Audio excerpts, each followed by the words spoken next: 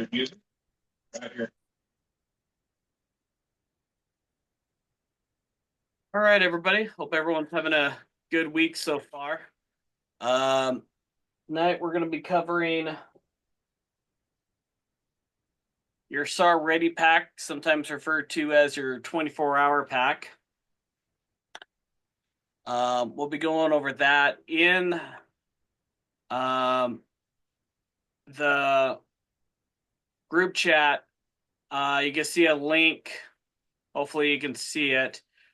Civil Air Patrol Montana Wing kind of did a training website about a month or two ago, and they put a bunch of links and stuff for suggestions on gear. That's going off the gear list that they use.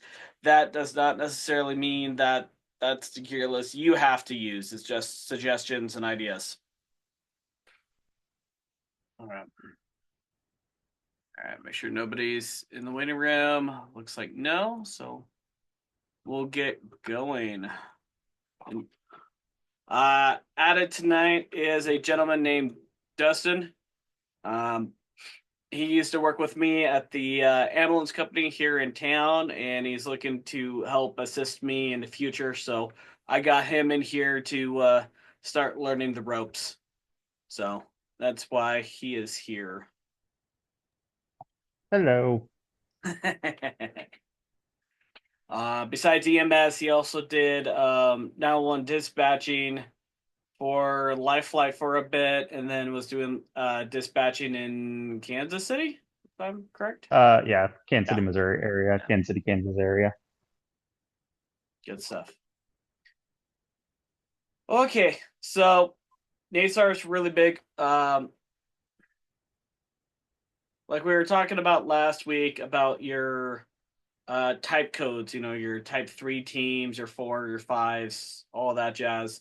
And underneath that talked about like, being able to be self-sustaining for 12 hours, for 24 hours. All of that. That's what this is talking about for today, is saying, hey, this is stuff that you should probably be considering about to have in your ready bag or your 24-hour pack of. That's what you have on you when you're searching. Now, the book definition is you always have your pack. If you're out of a vehicle, you always have your pack with you. Similar to if you are doing wildland firefighting, you always have your pack with you. You always have your shelter with you. That being said, is there's always time and places for things. If you're searching a field next to Dairy Queen in town, and you're helping a cadaver dog do a search, and you're 15 feet from the truck, I'm probably leaving my pack in the truck. On the flip side of that, if we're going into a long distance search down by Yellowstone or the Bob Marshall, and we're gonna be camping overnight, well, I'm bringing all the big guns. I'm probably taking even more gear than what is listed here. So being mindful that while we go on to these searches, at some point you need to be the adult in the room and be like, okay, what do I need to survive for myself and or my horse or canine, depending on what the mission is. So stuff that we're going to be talking about: head protection, ground protection, sleeping bags, shelter, nutrition, hydration, footwear, good old flashlights, packs. And as I try to tell people, especially on that list, like you're looking off from Civil Air Patrol, for people just starting out who don't know if they're going to be in here, if they're going to be doing search and rescue in a year or 18 months from now, it's reasonable to, hey, I get the bare minimums, but maybe I don't go out and get the $120 headlamp because I don't really need to put that much of an investment. Or people have, such as myself, with things like teenagers and various other necessities in life and whatnot. Like, hey, we don't have all the money to go, drop a significant amount of money on all of our gear. A lot of this stuff you should be able to get around your house, Walmart, the dollar store. There'll be certain things where, like, yeah, you want to spend some money, or at least over time, push for friends and family and stuff. Like, hey, Christmas is coming around. If you guys want to all pitch in so I can go buy myself a really fancy -30 sleeping bag, I'm not going to say no. So it's okay to have a starting out point. You don't need to get everything with the bells and whistles right away. Um, you run into people like me who got a gazillion toys, a gazillion amount of gear, but that's because I've been slowly adding to it over the last 20 to 25 years. That's not because I bought it all overnight. And nobody, and especially me, doesn't expect you to be doing that overnight as well. So, as I mentioned before, we're going to be carrying the appropriate equipment for you to be able to operate and survive in a given environment. And you should absolutely be familiar with everything that is on your pack. The 24-hour pack is based on the absolute minimum that you need to be carried to survive during a mission. Say that. If you guys want to take out your phone to try to scan this, this is an example of a NASAR packing list. Back in the day,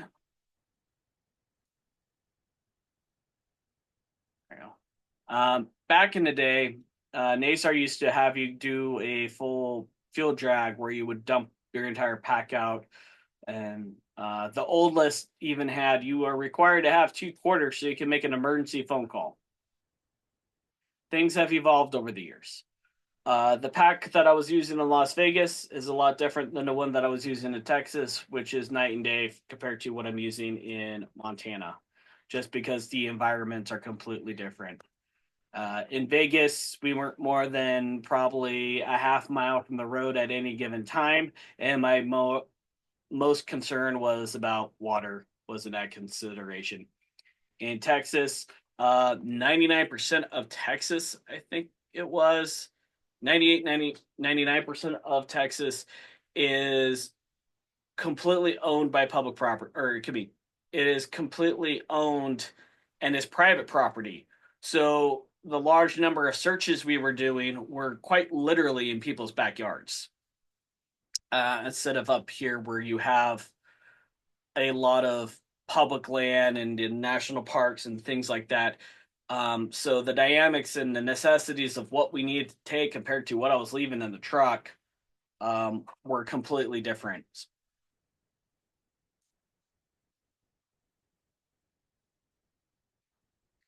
And as mentioned before, NASAR is talking about, like, hey, you're going to be working in a variety of environments. Going off of that, the couple search and rescue entities that or searches that I had back in Hawaii were, one of the searches was for a distress beacon immediately adjacent to the Arizona Memorial at a boat dock. Needless to say, I risked a lot by leaving all of my gear in the car that was 15 feet away from me. Again, and I was in pants and a polo shirt, and I was already too hot at 9 o'clock at night. You're going to have different environments, different situations. So be the adult in the room and be able to think of, like, okay, what am I going into? What do I really need?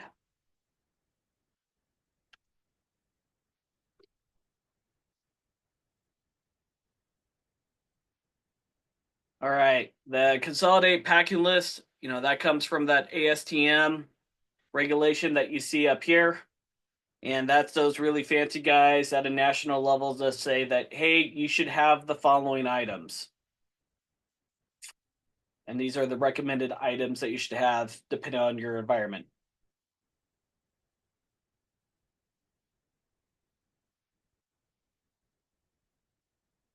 And as mentioned before, your 24-hour pack is everything that you need to be able to survive for 24 hours if it came down to it. Now, Does that mean that if we get Salvation Army and the canteen shows up and they're handing out breakfast burrito, oh no, I got an MRE in my pack. No, you should be leaving your pack alone as much as possible, right? Oh, hey, if the canteen comes there and there's breakfast burritos are being handed out, sweet. All right, go stag some of those. Everything in your pack is kind of like an oh shit situation. Um, use it if you need to, but at the same time, like, hey, it's there for the situation that you're out in the field, you're out on the mountain. The wonky Montana bipolar weather's going on where, hey, it was 70 degrees 20 minutes ago and now it's snowing on us. Something changed. Now we got to hunker down. We might be cold for the night, but we're going to be okay and we're not going to die because we got food, we got water, we got means to start fire.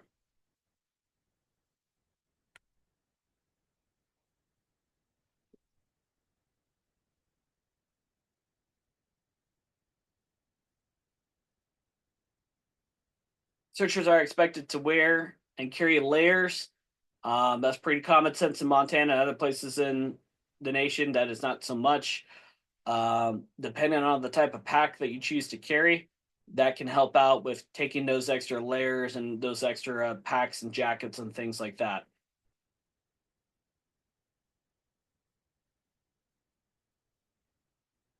Quick.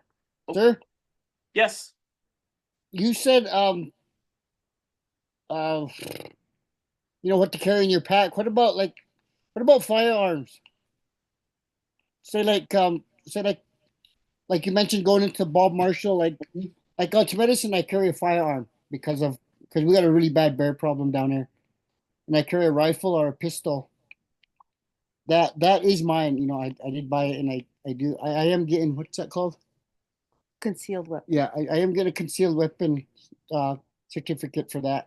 But are there laws? Is that Well, I mean, but are there laws that I can carry that, like, say with my horse? If I Hold on one second. Let me pull it up. So, within the last 5 years, Montana passed a law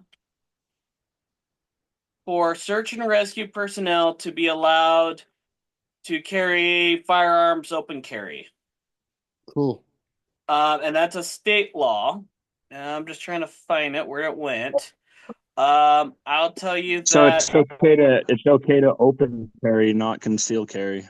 Hold on, I'm pulling up the law right now. All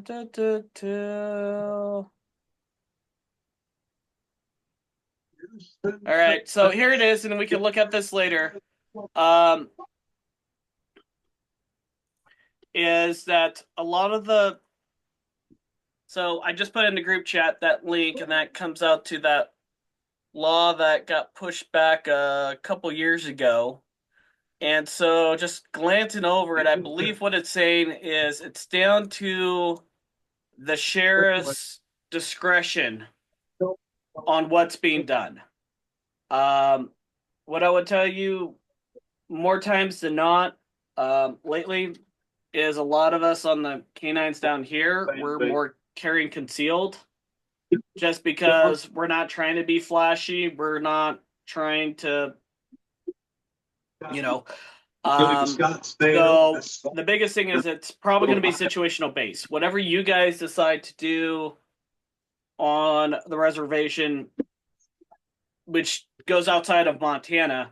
So you guys need to probably talk to law enforcement and the tribal council of like, hey, are you guys going to give us pushback if how do you guys want us to do this?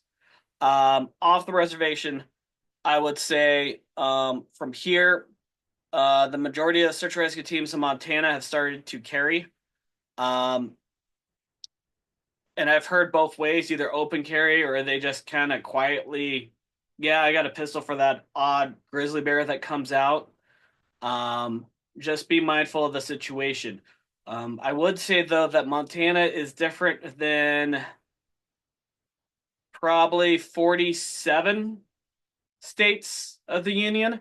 If you go to places even like Nevada, Utah, and other locations like that, volunteer SAR teams carrying firearms is a major taboo thing. However, Montana is Montana. We kind of have some extra hazards here. If you're up in Alaska, everyone's carrying firearms just like Montana, mainly playing Montana rules. So the short answer is, in the state of Montana, it is legal. It is down to the sheriff's discretion. So whoever is running that search ultimately has the final say. Does that help? Yep. Thank you. Okay. I usually carry bear spray with me at all times. And then depending on where I'm at, you're right, I'll sometimes carry a pistol, but I intentionally try not to make it flashy, right? It's there for that one-off situation, which I hope that I'll never have to use. I'm not using that to enforce laws. I'm not using that to protect myself against other people. You're right. There's bear rounds in that. So I do carry one depending on the situation and where we're at. But yeah, so I think that killed that dead horse. Any other questions on that? Once, Nope, twice? I don't Nope. think so. All right.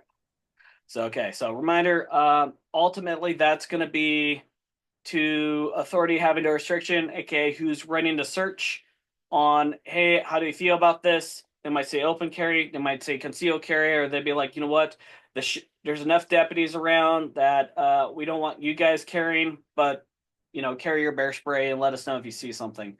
It just play by ear and just be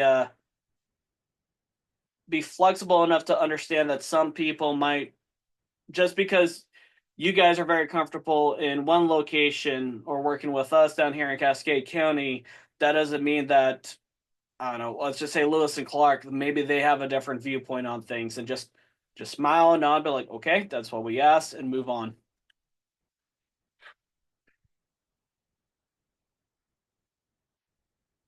Okay. Ready pack contents, survival, first aid, and signaling,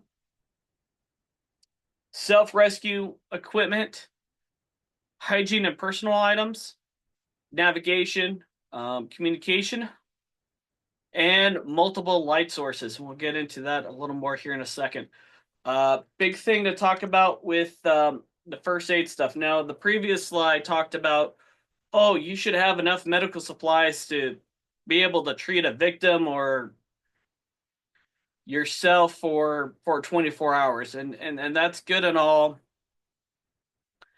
I would say in my 25 years of search and rescue, that sadly I've had very few live rescues. It does happen. There are geographic locations like Salt Lake City. Their SAR team gets called out very rapidly. They'll get called out to go pick somebody off the mountain. But a lot of volunteer teams, by the time they actually get brought out, your patient's going to be most likely going to be of 3 of 4 scenarios. The first one is, sadly, they are already deceased. They are deceased before anybody even knew anything was wrong. They fell off a cliff. They had a heart attack. They crashed their airplane into the side of a mountain. Whatever the situation is, nobody even knows that they're missing yet, or they're overdue and they've already passed. The second is you have somebody got hurt, and for some reason they can't. Oh, what you got, Dustin? To go on that real fast, just a quick situation I had while working Flathead 911.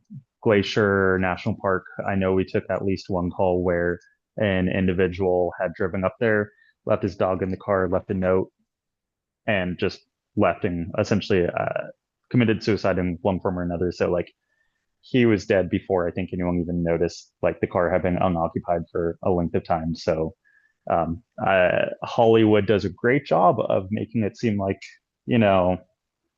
the search and rescue teams are the ones finding the victims immediately and whatnot. So unfortunately, I think a bit of a discrepancy there. Yes, absolutely. And if I could find it later, Oh, actually, here it's the photo. Aha. That on the.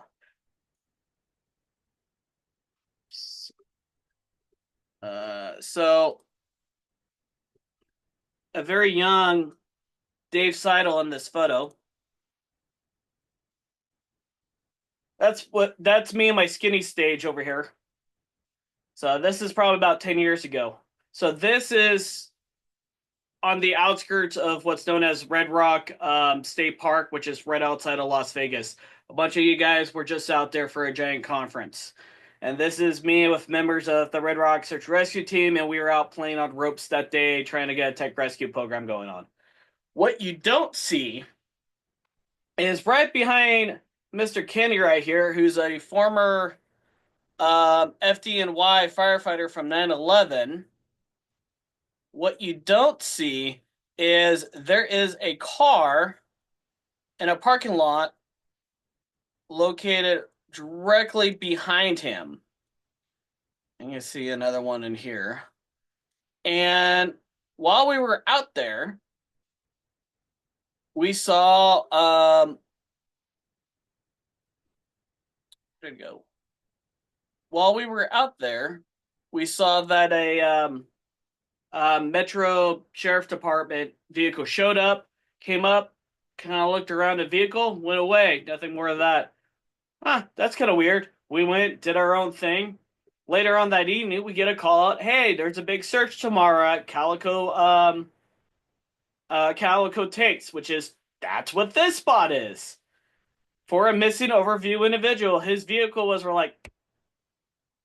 so just like Dustin was talking about, the individual who was missing, that was his vehicle, and we were watching it the whole time. Had no idea that anybody was missing, that anything was wrong. I'll speed things up. The next day, we went out searching. They were able to locate him. Sadly, it looked like this individual would go night camping out and about out here in the desert, which isn't entirely odd for the area. He was camping way off to my left, but we'll just pretend he was like up on one of these ledges, and the crew found him at the base of it. And from what they could tell, it looks like that he got up to go take a leak in the middle of the night, forgot where he was at, and fell off the cliff. So just like in that example, by the time this photo was being taken, by the time that sheriff department was coming up and taking a look at his vehicle, he had probably already been dead for about 24 hours. Does that mean not take first aid equipment? No. By all means, take first aid equipment. All I'm saying is you do not need to be strapped out like a Green Beret Special Forces medic to do 99% of what we do in wilderness search and rescue. Is it good to have that somewhere? Is that good to have a resource there? Because every once in a while that you do get lucky. Yes, that is true. But sadly, the majority of the times they're already deceased. They're a hunter or somebody who they're perfectly fine, but they're incapacitated to self-rescue themselves. So I don't know. They were chasing a deer and then they broke their leg, broke their ankle or something like that, and they can't get a message out that there's something wrong. The third category. To go off that actually real fast, different story. When I worked with Mercy Flight, I took a call of, I think it was some people rafting the Smith, and dude was having back pain issues and it had set in and he just couldn't move. There were no other emergencies, nothing else. And we had to fly him out for back pain, even though like Mercy Flight was kind of like, well, we don't typically do this. But at the time, it was too flooded for ground personnel to get to him. So it's like, hey, yeah, sometimes it's a pretty simplistic situation. Absolutely. And then the third category is little Timmy's missing from camp. And by the time we find them, they're other than a little cold and a little hungry, medically wise, they're fine. The fourth category is like what Dustin's talking about is, hey, there's somebody on top of the mountain at Glacier National Park and they're having a medical emergency.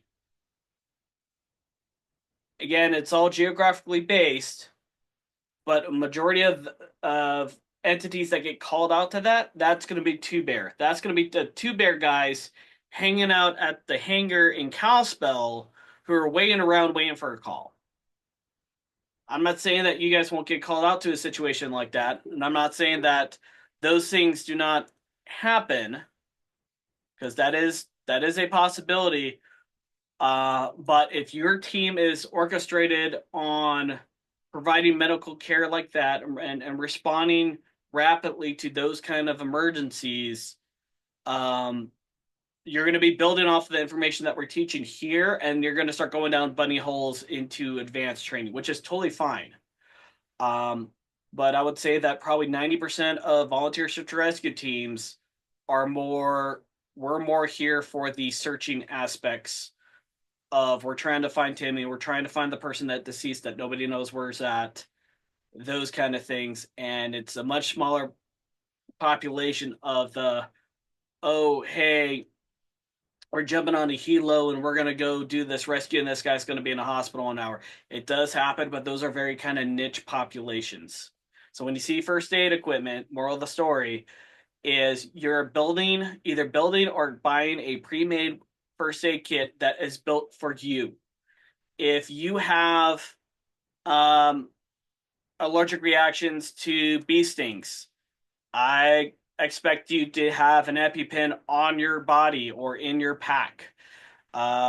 If you have certain blood pressure medications or anything like that, that should be included in your first aid pack. The primary mission of that first aid kit is for you. So, any questions on that? I had a situation out on a fire. Sure. I think I was in Omak, Washington, and it was the first time I had ever really been stung by a bee. I got stung by a bee on my finger, and found out that day that I was allergic to bees. So I carry an EpiPen out on fires with me when I go out. Yeah.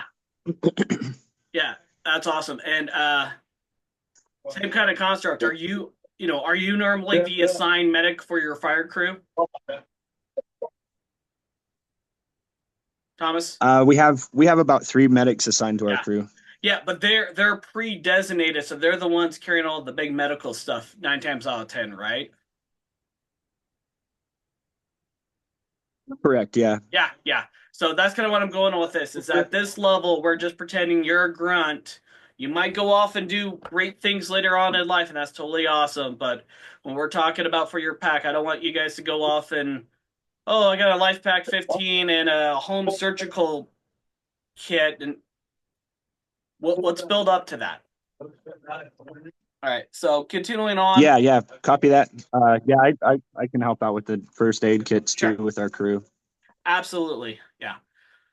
Continuing on, clothing and personal protective equipment, PPE, gloves. I always have a dedicated set of work gloves. From the fire industry, a lot of us have gotten away from the leather gloves to, I had some here. We've gotten to mechanic gloves. And sometimes you can find them for fairly cheap at Walmart and stuff. And I'll wear that as my primary, just protecting my hands, especially at night when you can't really see well and you're bushwhacking it through things and you're touching things that maybe you shouldn't be touching. Those are great. Shelter making material. That does not necessarily mean you need to take that 6-person 20 by 20 canvas tent with you. This is more thinking of emergency shelter making material for you. So military ponchos are great for this. Just a standard tarp and some paracord stuffed in there from Harbor Freight. just to like, yeah, I'm not going to be really comfortable, but it's going to keep me mostly dry and in a lot better condition if I have to spend the night out there, right? Food and hydration, get stuff for you. One of my team members down here, um, unbeknownst to me, I heard of them, but I've never seen of them. She has a number of MREs, but not just the military ones. She actually has ones that are kosher, um, Jewish kosher certified, and she likes those because she's active duty right now. You'll probably meet her at one of these events. Um, but she's like, hey, I've been in the military 18 years. I'm kind of tired of the military stuff. And so she found these ones and she likes the contents of them and they're easier on her stomach. Um, but whatever you find for you, just make sure we got food and hydration for you to last at least 24 hours. Those MREs, uh, I would not say they're fine dining, but I usually have a MRE stuck in my pack. And if I needed to, it will definitely keep me going for at least 24 to 36 hours, no problem. I still might be hungry, but nutrition value wise and calorie intake wise, it's going to be keeping me going. Dave, would you recommend something like a jet boil and like hikers freeze-dried stuff that you could make in a jet boil, or is that kind of adding too much bulk and too much weight? So we're not going to be talking about it so much in here, but towards the end, I was going to bring that up. Is you have from the Civil Air Patrol world, we kind of talk about a 24-hour pack, which is what we're talking about right now. And then I would also have my overnight bag or my 72-hour pack that usually stays in the truck. Unless, oh, hey, I'm going into the Bob Marshall and I know I'm going to be there for the next 3 days working a mission.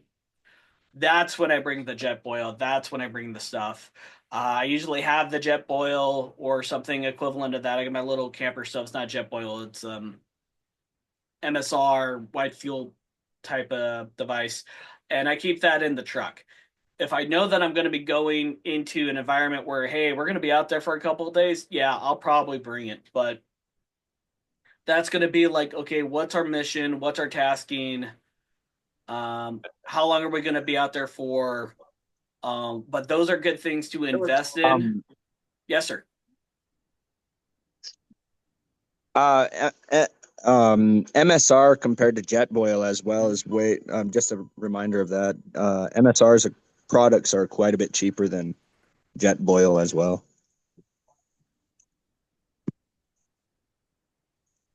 Absolutely. And like I said before, you don't need to go and have a spending spree at REI starting, making your initial pack, right?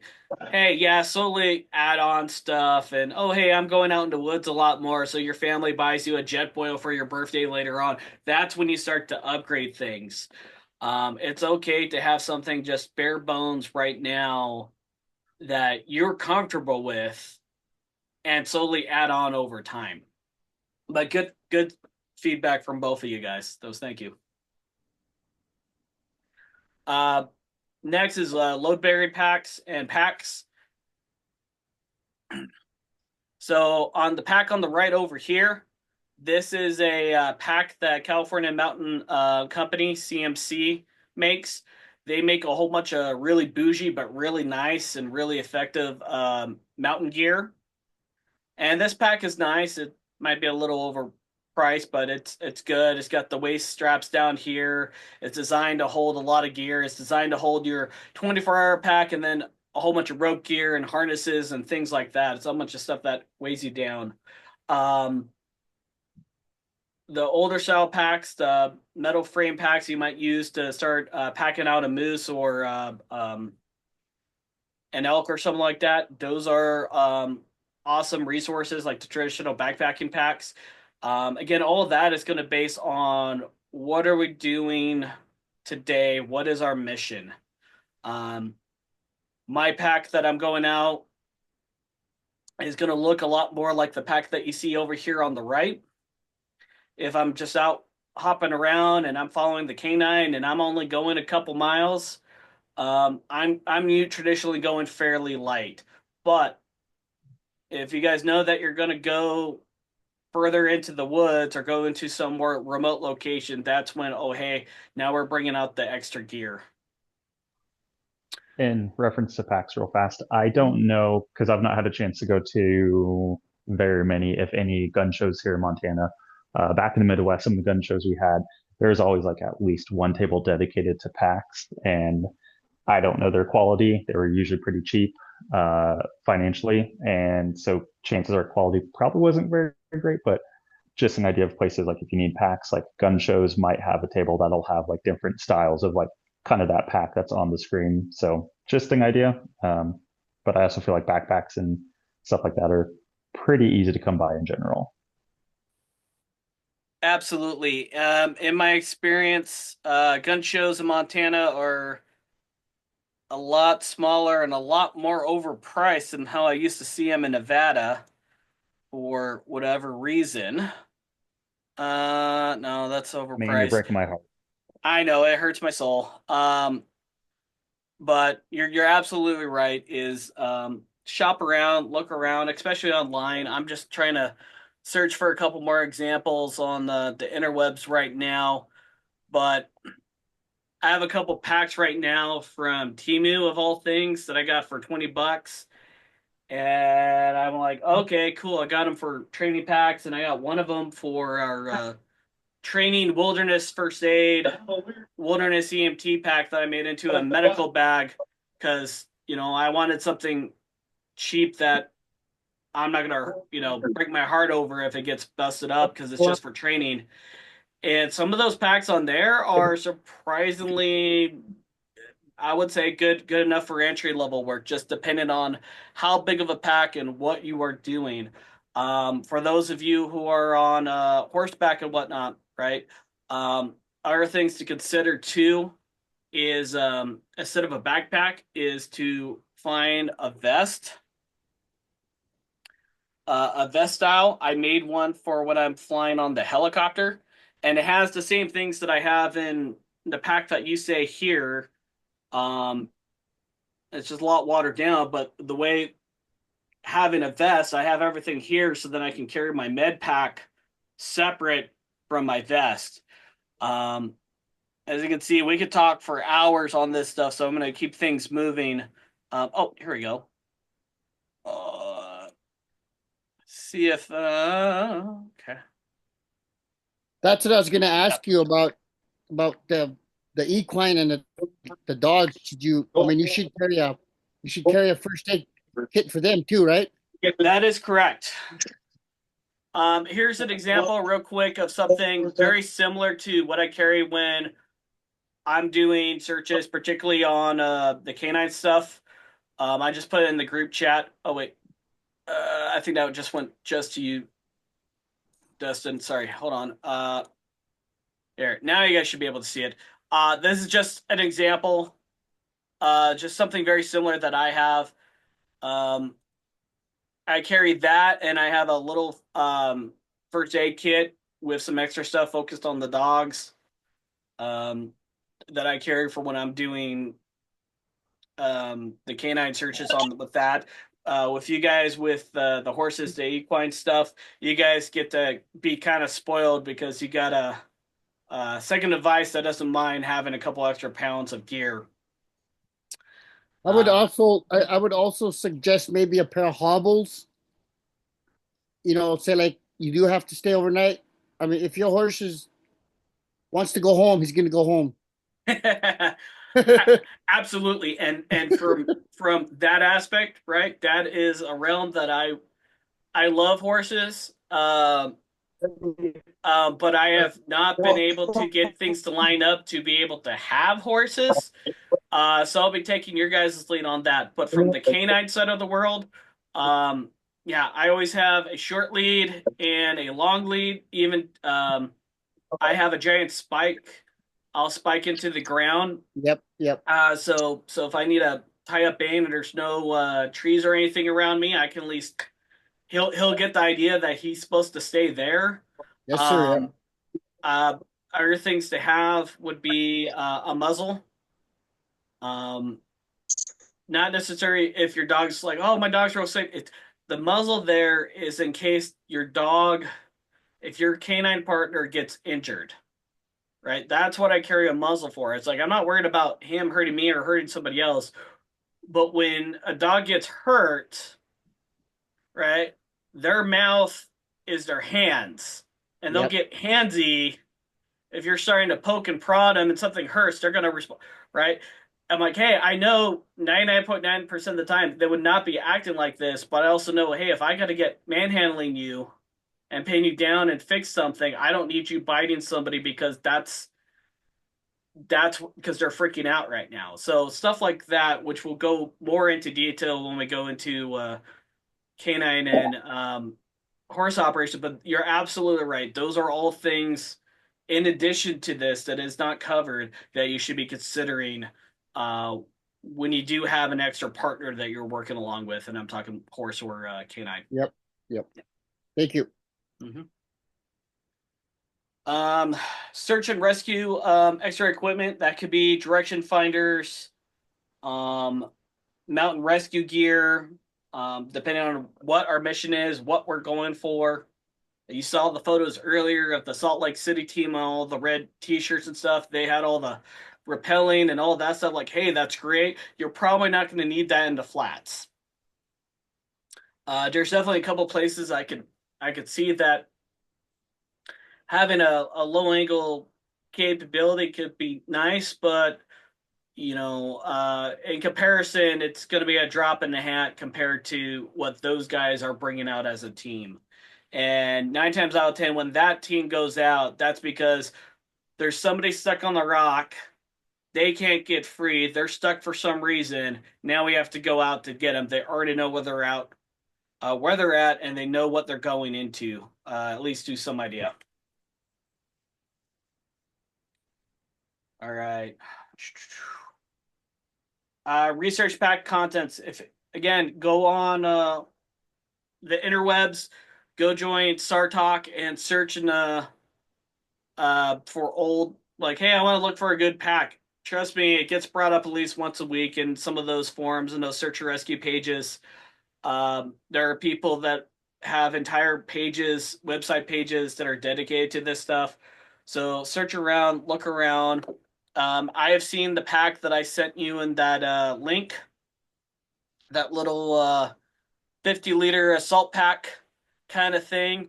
I have seen that go for, like, at this site for $53. And I have also I've seen packs go for $53, and I have also seen the same pack go for $150 because they're jacking up the price. So please shop around. If you got questions, ask. When I got a young teenager CAP cadet just starting out and whatnot, I'll tell them, like, look, a black JanSport backpack, if that's all you can get from Walmart, you know what? That's a fine starting out point, and then adding on. The last training that I was doing with them, 3 of the cadets had old hunting backpacks. It's camouflage, but you know what? It works. It's a starting point. Care for your pack. Try not to neglect it. When you haven't pulled out your pack and checked your batteries and stuff, and then next thing you know, you finally get a search, and then you go to turn on your flashlight and you realize, hey, it's not working, and they go to pull out the batteries, and the batteries are dead. The batteries exploded. The food went bad. Mice got into your packs. Those kind of things can happen.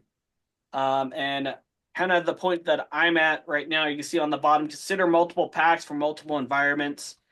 So I can totally see it completely viable for you all to be like, hey, here's the pack that I wear if I'm on horseback. But if I'm on foot, I'm going to be wearing this pack. All those could be viable options.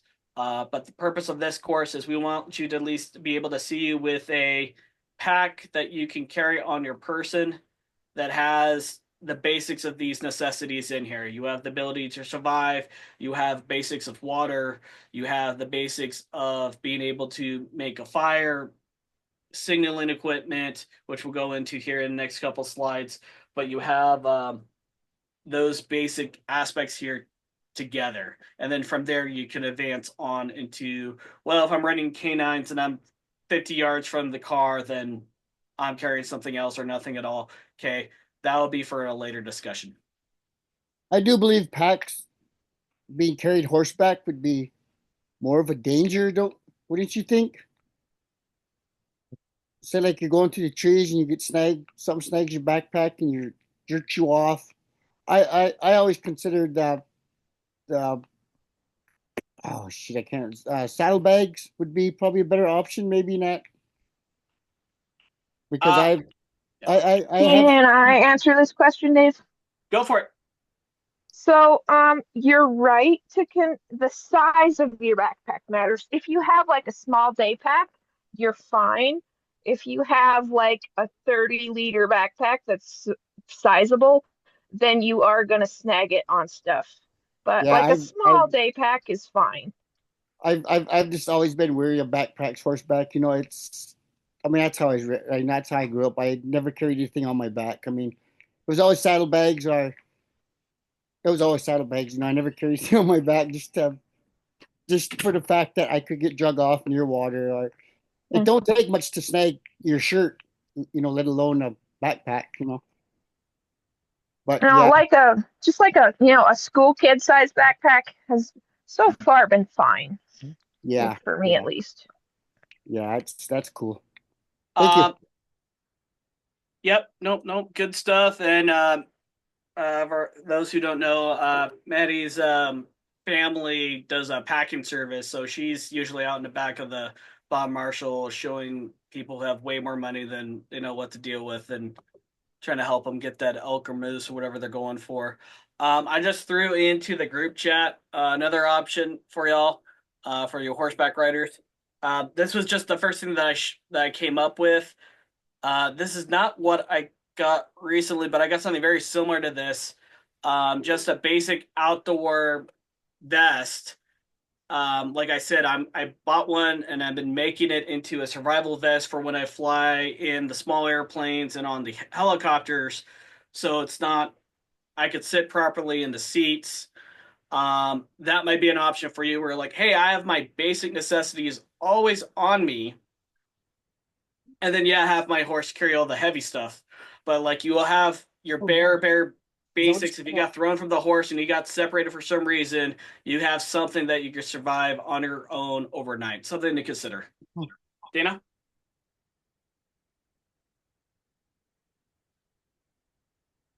Oh, okay. I thought somebody was trying to say something. But anyway, just options and things to look at. All right. Other importance, insect repellent. Sadly, I was out yesterday up along the Missouri, and the bugs are already starting to pop out. Sunscreen, sunblock for those who need it. Eye protection. Eye protection is always good, both from sunglasses standpoint, any time of the year in the wintertime, or well, it's Montana. When there's snow on the ground, you don't want to get sun blinded. Have those kind of situations. Also, eye protection is good if you're bushwhacking through the brush and whatnot. I have seen people get eye injuries before by being slightly behind somebody while they're trying to search through heavy brush and whatnot, and they'll get slapped in the eye. So I always have a cheap pair of clear goggles or like motorcycle riding glasses with me. So then, depending on the time of day, if I'm working at night, I can swap out my sunglasses and I can put those on. Um, I always try to have, especially with like eye protection and gloves. Yeah, I really like the expensive stuff because they're nice, but at the same time, I always try to have at least a cheap pair of something in my gear. So one, I can leave it and forget about it. And two, if I lose it or it gets knocked off my gear for some reason, I'm not crying that I just lost $150 of prescription glasses, right? Like, okay, I got the cheap stuff for in a pinch, and then I got my nice stuff for the everyday stuff. Head protection. Head protection can go a lot of ways with this. I have seen some search and rescue teams, a lot of search and rescue teams won't worry about head protection depending on where they're at and what they're doing. If you're a team working more in alpine scenarios, you definitely want to have head protection. If you're working around a lot of helicopters and whatnot, those teams usually have something. So long term, yeah, that'll be good to get some sort of head protection, preferably something that is rated for what you're doing. And the colors and schemes to that, and that is all up to what your team wants to decide. I have a, let's see, I think I have it right here. Hold on.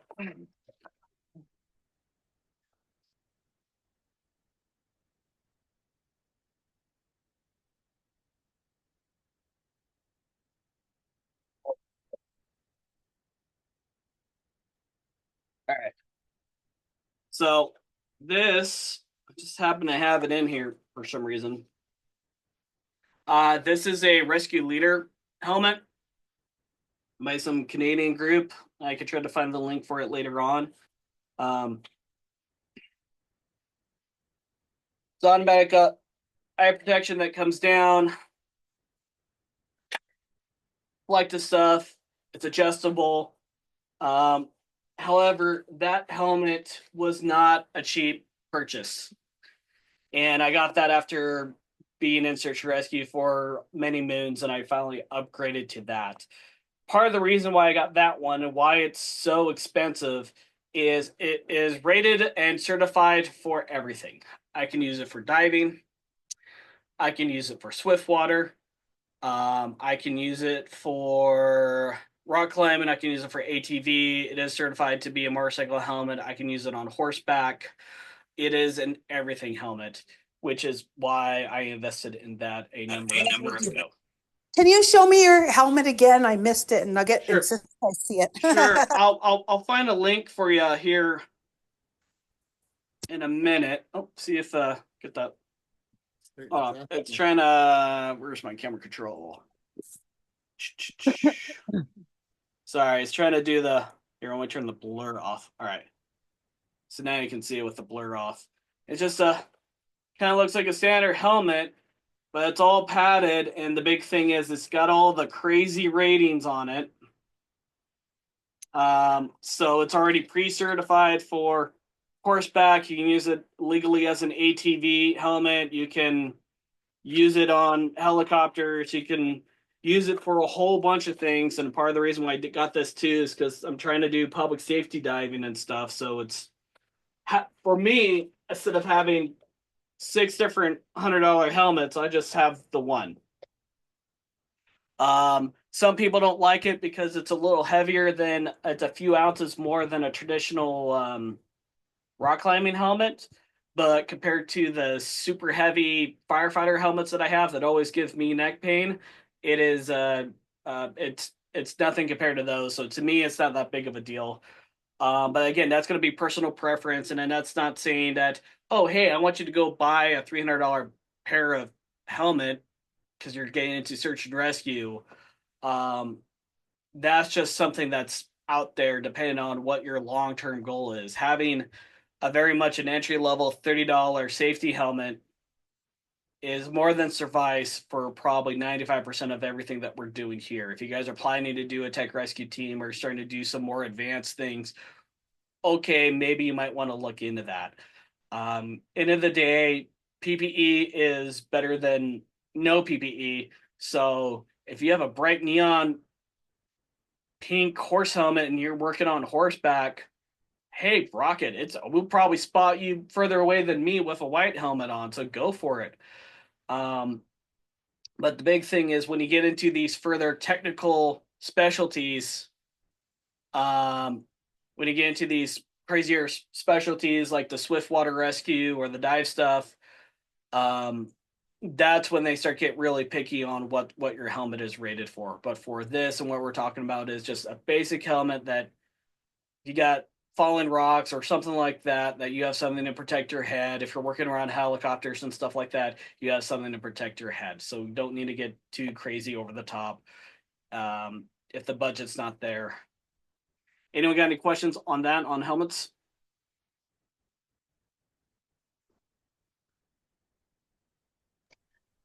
Real fast, kind of based on a comment about if you already have some sort of helmet and it's a cheap $30 helmet or whatever. I don't really know how much helmets go for. If it's a situation where it's a muted color and you want it to be higher vis, there's always spray paint. I mean, you can always paint your gear and make it a little bit more high vis if necessary. So if it means saving some money, then heck, I'd say go for it. Oh, where is it? Oh, here we go. Yeah. Oh, they came down in price. All right. All right. And that is the helmet that I was just showing you, but in white. And but if you go down into this, so I got a question. Mhm. About your head protection. I know, like out on wildfires, we have our whites, we have our black helmets, we have our red helmets. Signify kind of like leadership and stuff. Is that kind of the significance of your helmet being a leader white helmet, sort of say? I appreciate the thought, but no. I got white because it kind of went with everything. And so that is based on copy. In the world of search and rescue, every team kind of some teams have rhyme and reasons to have colored helmets. Most it's just whatever batch of helmets they got at the given time. So I got white just because I was trying to keep to a neutral color that I can use for whatever. Especially if I'm doing technical rescue and stuff, I'm not going to be wearing that on the fire ground so much. Or if I am, it's like, yeah, if I'm doing a confined space and I'm being hoisted on a crazy rope system and stuff, I'm not really worried what the guys think my position is or isn't at that given time. They already know that. Right, copy that. And so from a wilderness SAR point, it's just something that was good visibility that kind of went for anything, whatever uniform I'm in. Does that mean that you guys don't want to consider that? That is something for you guys to consider later on. So Okay. some teams Yeah, do because that. I know it's not really enforced anymore out on fires. It's not really enforced anymore out on fires of red helmet, blue helmet, white helmet to black helmet. But I mean, when I very first started 16 years ago, that was really enforced. Now it's kind of laxed. And the structural firefighting is still very much enforced. We actually do a helmet ceremony when people promote in my fire station on the base. So particularly the young airmen, when they get done with the rookie book and they get done with all their qualifications, and they become a driver operator, they then earn their black helmet, and that means they are certified on every vehicle in the station. And then once they become certified to be a fire officer or a crew chief, again, we usually have a ceremony for that, and then they get that. But from a wilderness search and rescue thing, it's very much hit or miss, especially in Montana, where it seems like that the majority, I would say a lot of the searches I've been on, a lot of people don't even necessarily have formal uniforms other than maybe they might have a t-shirt if you're lucky. But you go down to Salt Lake City, you go to one of these larger entities, that might not be the case. But all right, let's get on moving on. But again, all this equipment stuff, we can easily spend probably an hour talking on everything, depending on how many rabbit holes you want to go into. But there's some resources in there. That rescue leader helmet has definitely come down in price, even though that's still what I would say wouldn't be the cheapest thing on the market. At the same time, that is not the most expensive helmet on the market. So for those of you thinking about ATVs and horseback and whatnot, I do know that this one is rated for that specifically. So that might be something that your team might want to look into. Okay. Insect repellent. Okay. I think everybody in here has been in Montana for some time and kind of know that mentality. DEET is awesome, especially if you can get the nice military grade stuff. The downside of that, it's probably gonna get you cancer in 30 years. But some of that stuff is good, especially if you're gonna go into more brush-like conditions. Anyone got any comments or questions about insect repellent? Oh, I'll never use it again. Jokes. The cancer remark. oh no, yeah. So that's particularly to the DEET. So DEET, like the full grade stuff, that is basically the remnants of Agent Orange, is my understanding at one point. Um, and so the military grade that comes in a little green bottle, which I always forget, the majority of the civilian stuff, it's designed to go on your skin. The military grade one that is like super, super, super strong, that's designed that for you to, for my people who've never been in the military before, that's designed so you can like coat that around your openings along your button or zipper area where you're worried about bugs coming in up by your collar. You're putting that and soaking that into clothing to keep the bugs away from those areas. So it's super strong, but it can irritate the skin if you touch the skin. So that's where that all comes from. Pickle juice. Another option. Again, hey, you know what? You guys got all a bunch of remedies, and I've seen a ton of remedies, and I'm not going to knock. If it works, it works. I'm one of those individuals that it's like it's a hit or miss with me with mosquitoes, because I have to be one of those O negative individuals. So when they like me, they really like me. And it seems like either the mosquitoes are completely on me or they're ignoring me, and it's either all the way on or all the way off. Sunscreen to sunblock, right? A SPS 30 or greater. Be mindful of sweating. If you're doing a search with Red Rock down in southern Nevada and whatnot, you want to apply it quickly. The SPF rating is actually supposed to be based on time. So theoretically, if you have an SPS of 30 sunscreen, you're supposed to be reapplying it every 30 minutes. Something that not everybody knows. It's not just a strength rating; it's actually a endurance rating of, oh, if you got a 90-minute, you got SPF 90, like, oh my gosh, that's crazy. That you're supposed to be still reapplying that about once an hour, every hour and a half. You're supposed to be still be reapplying it.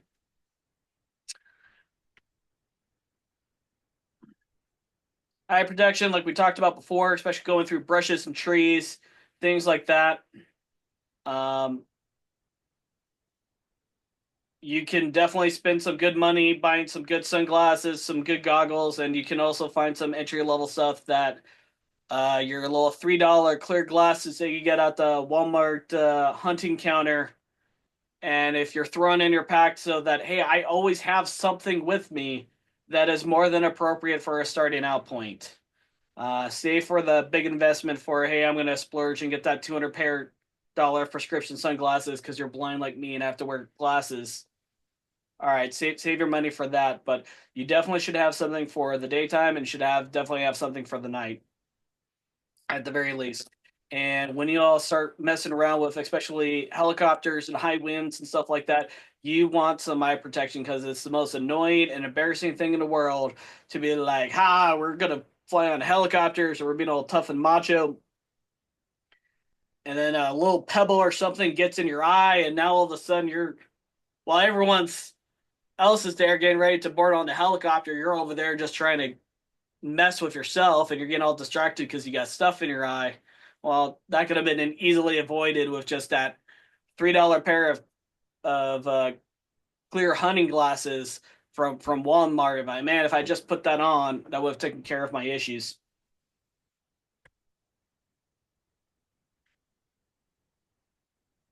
And we were talking about that helmet stuff earlier. Helmets.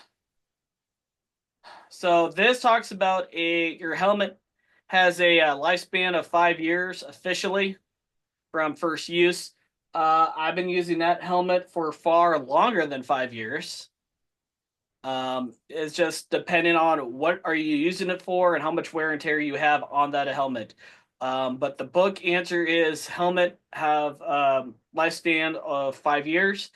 If any of y'all go into the dark side and come with me and walk to the dark side of the force to go do rope rescue and high angle rescue type operations, a lot of that hardware, such as ropes, the carabiners, those kind of things, they only have a lifespan between 10 and 15 years. Is typically how it's written into the regulations or the NFPAs, if you were.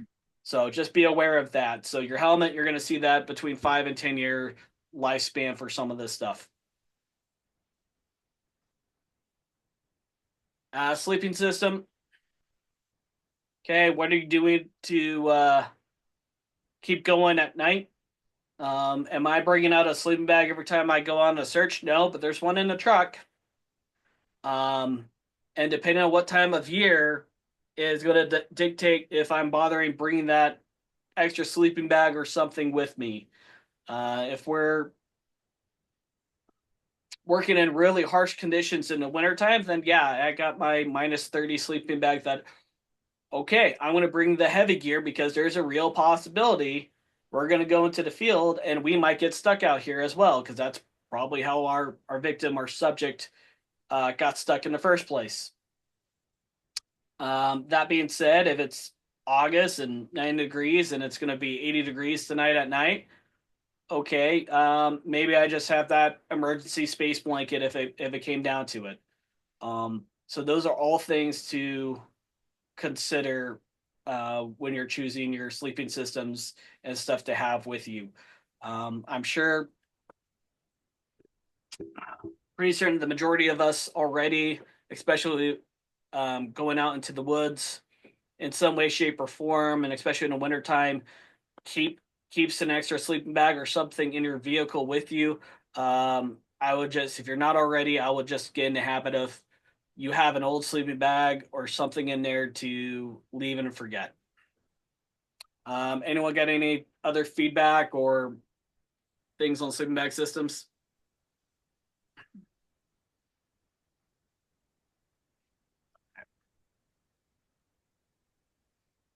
Okay, ground protection. Having that installation layer, especially as older individuals that wake up a little bit more ouchy in the morning because of lack of insulation and fluffiness. Definitely a lot of options. You can get sleeping pads that are the foam ones that they fold up, some rolled up. You have air mattresses, self-inflating pads. You get the hot combination of the both. All options you can look at. The big thing with that is, remember, you're fighting with weight of what you are taking out into the field, because now you are taking out, and then you're also looking at your installation possibilities. Hey, I might take that super light sleeping bag with me, but if it's 10 degrees outside, that super light sleeping bag that I have is only rated till 50 degrees. Got to be mindful of the pluses and minuses of that. So there's all important considerations about sleeping materials and things to bring with you out on searches.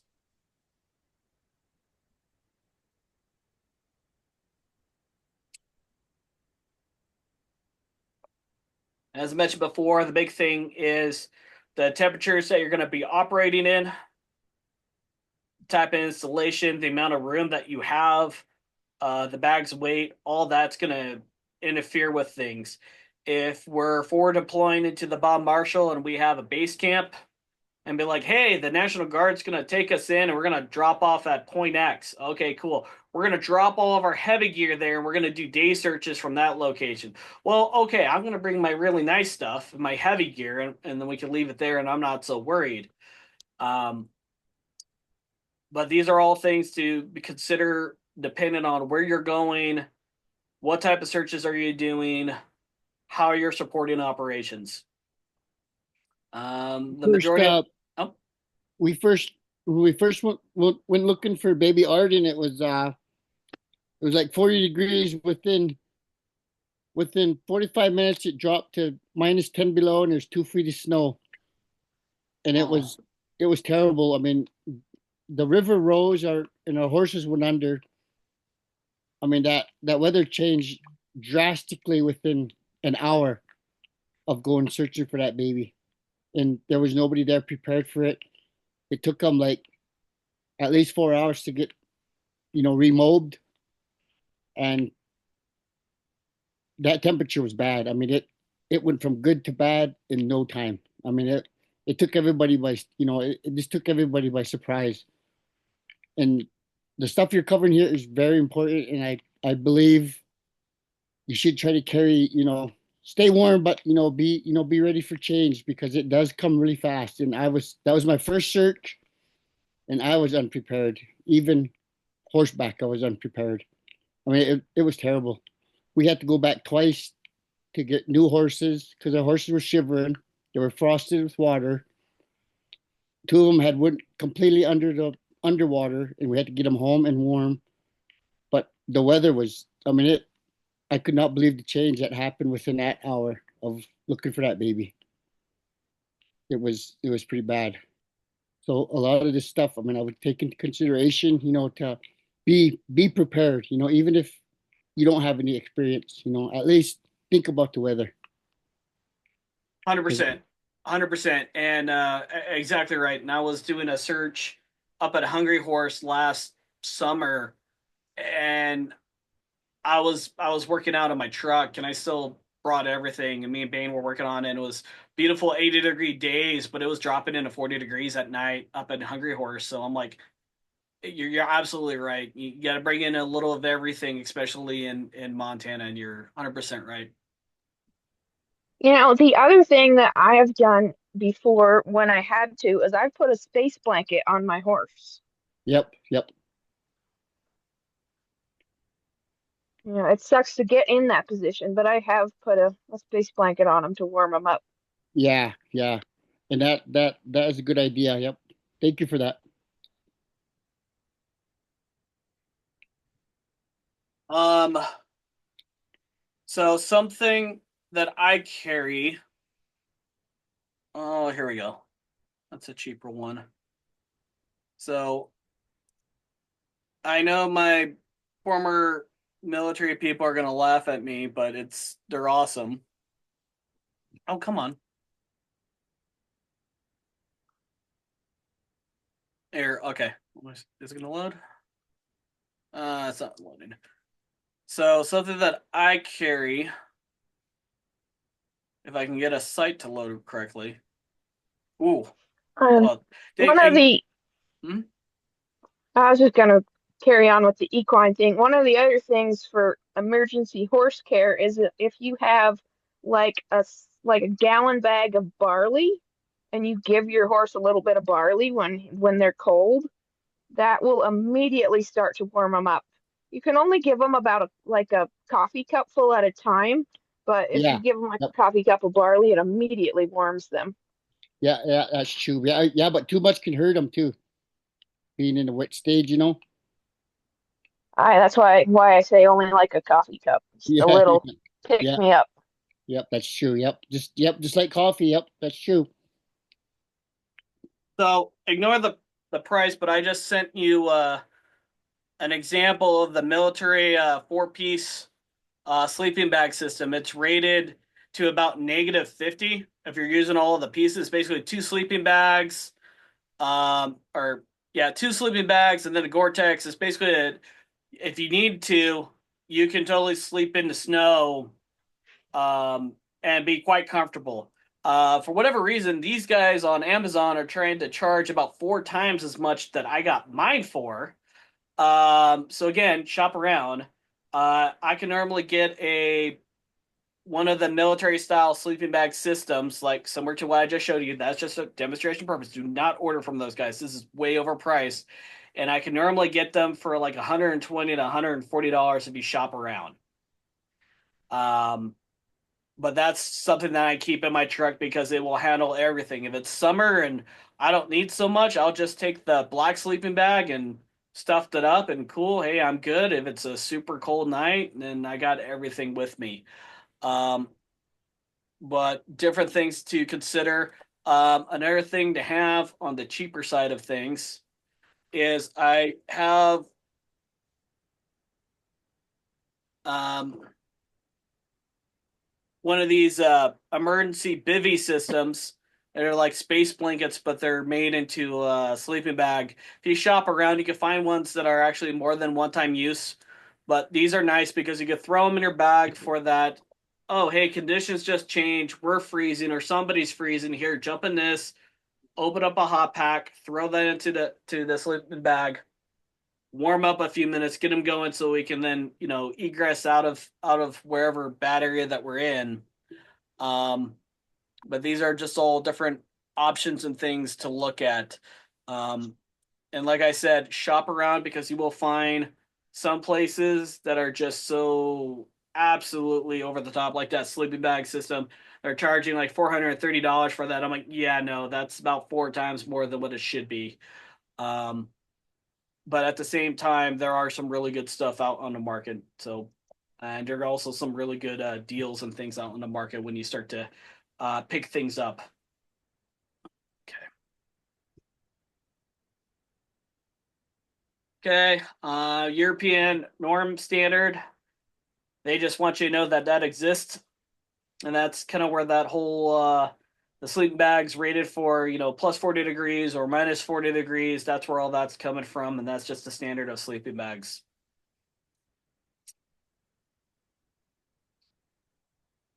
Sleeping bag installation.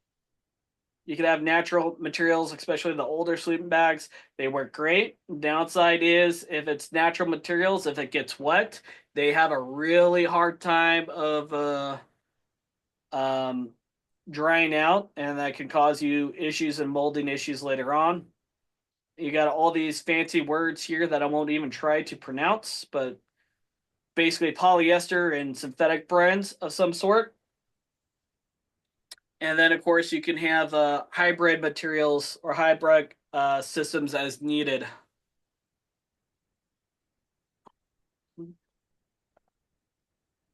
The Primaloft is really great. I've tested that out personally to about 35 below zero. Yep. Yep. And then more sleeping bag construction. Highly recommend the mummy style ones that you can throw over your head.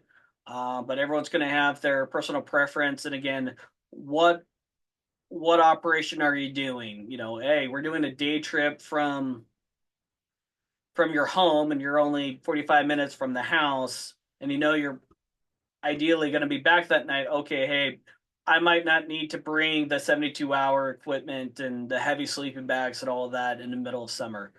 But it's important to know about this stuff. It's important to understand of potentials, especially God willing, we get you guys going to the point where you're responding down to the little belts or something like that to backfill, provide mutual aid, and be like, hey, we're up in the little belts and it's wintertime, and yeah, we're going to be out here for a day or two helping them out. So we want to make sure that we have this equipment. So as you start to build yourself up to those capabilities,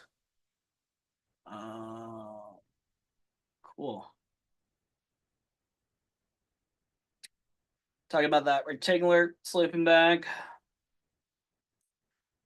more warmer fun, and then you got mummified, and then mummy, which is this style, and that's my favorite. But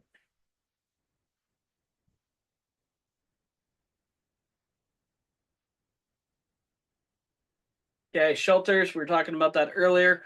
Considerations again. Hey, weight. How much can it repel water? The versatility, size, and insect protection, depending on what you're doing. Majority of what I'm expecting from you all as you're making your 24-hour packs is to have something that looks like in your with some sort of tarp or even military poncho style shelter making material that you can make in a pinch. The tents and whatnot, they're great. But again, it's more weight. And if we're actively searching, I probably don't want that on my back. Doesn't mean that you don't have this or you don't have this back at the truck or back with the team gear. So it's important to know both. If you're going back into the Bob Marshall, hey, maybe you might bring that tent, but again, it's probably going to stay at base camp. It's important to understand the pluses and minuses of both temporary shelters and a more established setup.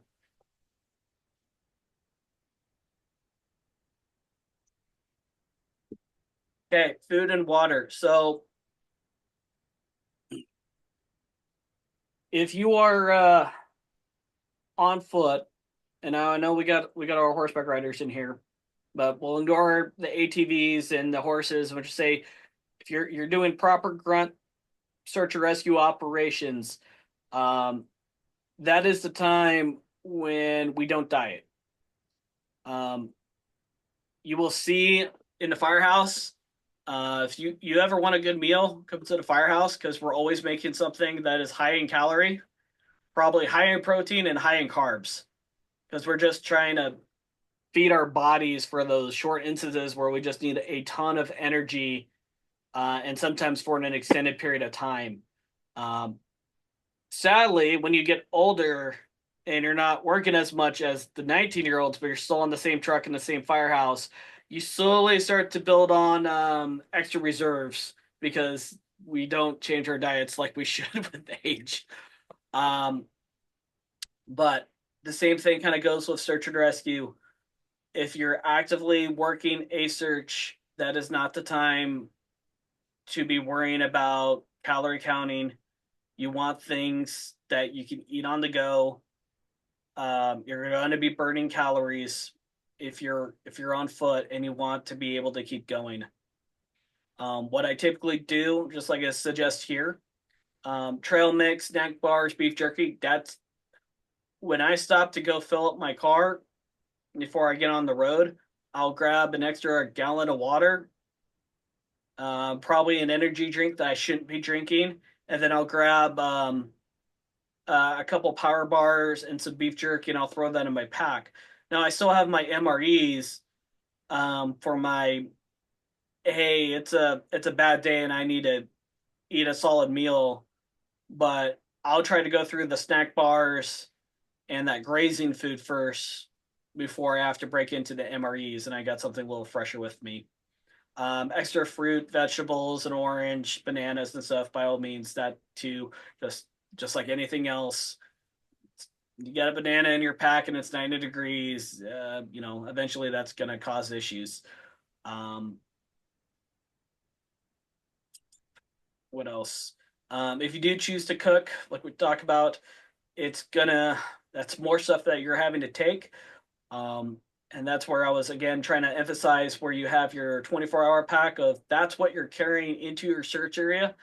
And then you have your cooking stuff in a tote or in a second bag back at the truck or at the car at base camp where, hey, I can make a proper meal when I get back off the search line tonight and we're figuring out what we're doing tomorrow. I would keep that there.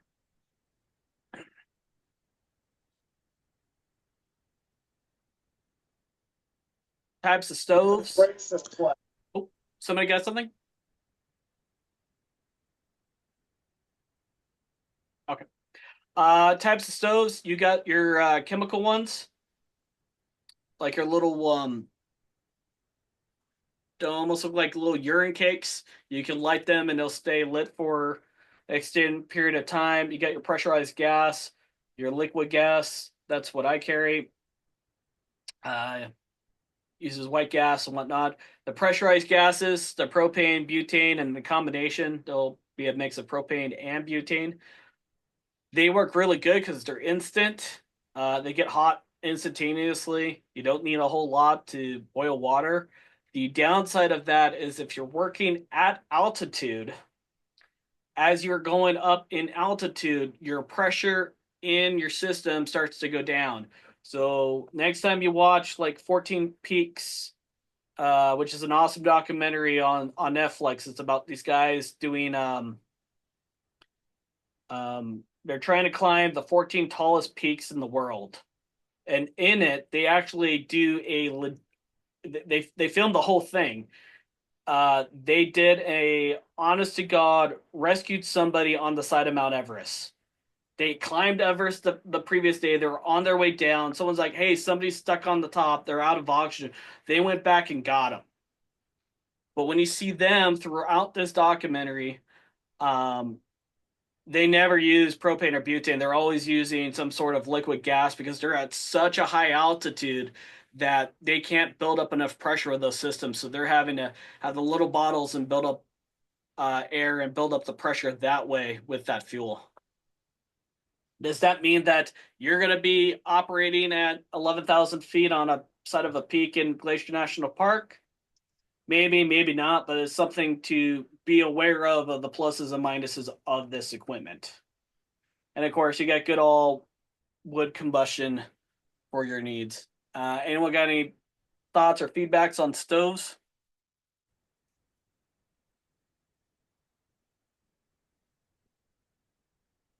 The other thing about the butane stoves is they have a little rubber gasket on the bottom where it screws onto the canister.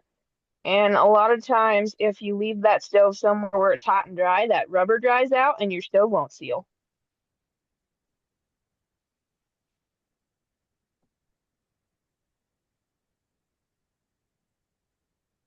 Okay. Water systems. I've seen a bunch of different options. Hydro flasks are very popular. What I work with, let's see if the next one, yeah. So bouncing it, you're gonna have the same issues: durability, access, drinkability. What I carry is I carry a large Camelback, and that's my working water stash. And then in addition to that, I'll have one of these Nalgene bottles topped off. So when I get through my Camelback, I don't water pinch what's in my Camelback, but when I get through it and I'm out, this is now my reserve. So I always have a backup water source. And the book will talk about it multiple times in multiple places, talking about having backups. And so have two separate water sources, because I've, especially earlier years when these weren't as built as well, so 20 years ago when I was a teenager and first starting out in SAR, I popped a few Camelback style water bladders. So you always have a backup to your water source. So always try to have one of those. Life straws are also a good investment on those too as water. Yeah. Those straws are great, but correct me if I'm wrong, it's kind of hard to refill your stash. I'm not saying don't have that, because it is a great tool, but it's just kind of hard to resupply yourself if you got that. That's true. Yeah. Yeah, but by all means, those lifestyles are great. So by all means, keep that in your survival part of your kit, and especially if you know you're going to be working around water, go for it. Mm-hmm. One thing that we do in our neck of the woods is we carry metal water bottles. So if we have to boil that water to purify it or cook with that, we can use the water bottle itself. Just a food for thought. Yes, and in that equipment list that NASAR suggested, it should have requested a metal cup for that exact reason. And so that's another thing that I always have in my kit is either a steel or a titanium cup. And the entire purpose of that is if worst came to worst and I needed to boil water, or I needed to boil something, or I needed to boil dinner, I have a means of cooking and getting and boiling water or boiling snow. So that's always with me in my kit. Those you could buy, a $30 titanium cup. They're really nice and flashy, but you can also should be able to find a $3 to $5 one at Walmart that will do just as well to throw in your pack, leave it in there. It's not going to break, and you have that there for that. Oh man, we're really having a bad day. I need to bust this out kind of equipment. A thing to talk about is ship later on, but I'll bring it up right now. Water purification. We talked about the water straws. Having they make a number of real nice water pumps systems. If you ever make it down to like REI or Sportsman's, they have a number on display. You can check them out. Now, does that mean what I'm saying is not to have every single individual have one of those? But if you have somebody, especially if you know where you're going to be working at, and you got somebody on one of the strike teams that has one of those, that then, hey, we can now share that and top everybody's water on the go in the field, out of this stream, out of this lake. That is a quick and efficient, and you know you're getting purified water that doesn't have a bunch of bad stuff that, hey, in 3 hours and we're going to have to stop the search because everyone's got diarrhea now. That is a resource potential that you guys might want to consider about. Okay. Knives. Knives are awesome. Especially in the search and rescue world, we just miraculously start to gather them.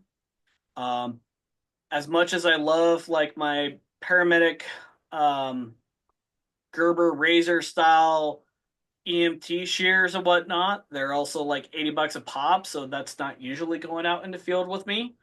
But over time, you try to buy a spare, one of those $5, again, Walmart, Sportsman's, you get that cheap $5, $10 pocket knife or multi-tool, throw it in your gear and leave it there. So it's just there for your searching. So you never run into the situation of oh shoot, I forgot my multi-tool. It's on the ATV, it's on the horse, it's on my workbench, because you forgot to grab it because we got the call out and you were out the door within 5 minutes, right? A lot of times, especially when we get these searches, it's like you get the notification, you're changing clothes and you're running out the door within 5 minutes. And I'll tell you, especially with my ADHD, my brain, I'll be halfway to a search and I'm like, I forgot something. I forgot my nice pocket lock, or my nice knife, or whatever the case may be. And that's why it's really important as you're building these kits to like, hey, this is my SAR kit and it just stays here. If I got my cool knife with me, cool. If I don't, I know there's a spare in here, so I have something to work with.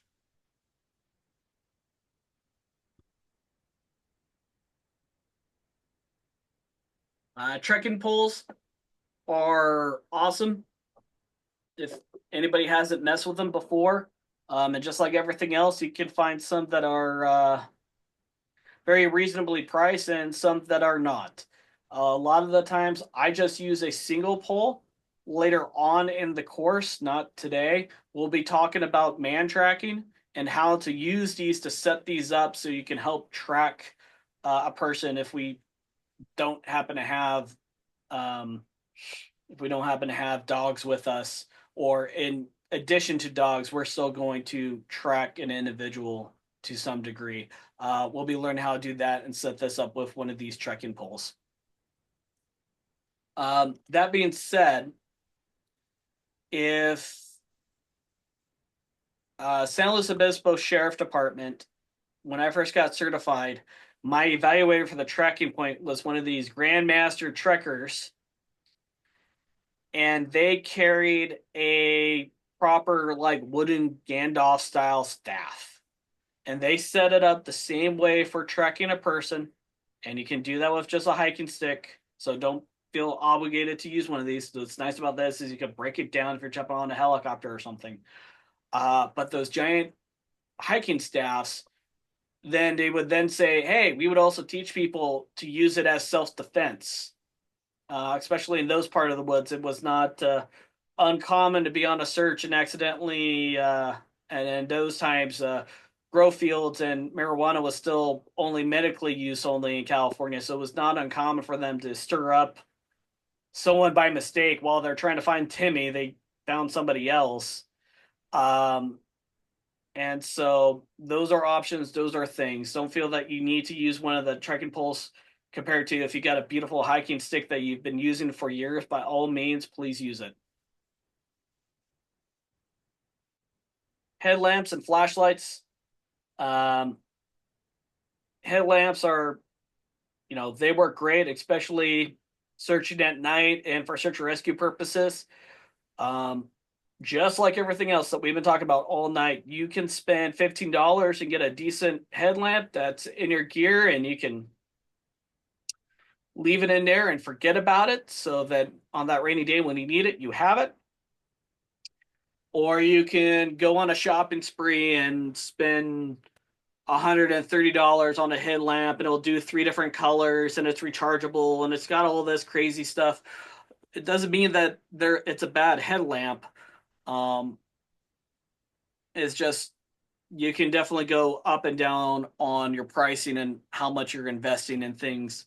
You do not, as I mentioned before, as we're talking about a lot of things that you're probably thinking like, oh, I need to get this, I need to get that, I need to get this. Just don't give yourself price shock and think that you have to go out and buy that $130 headlamp right out of the way.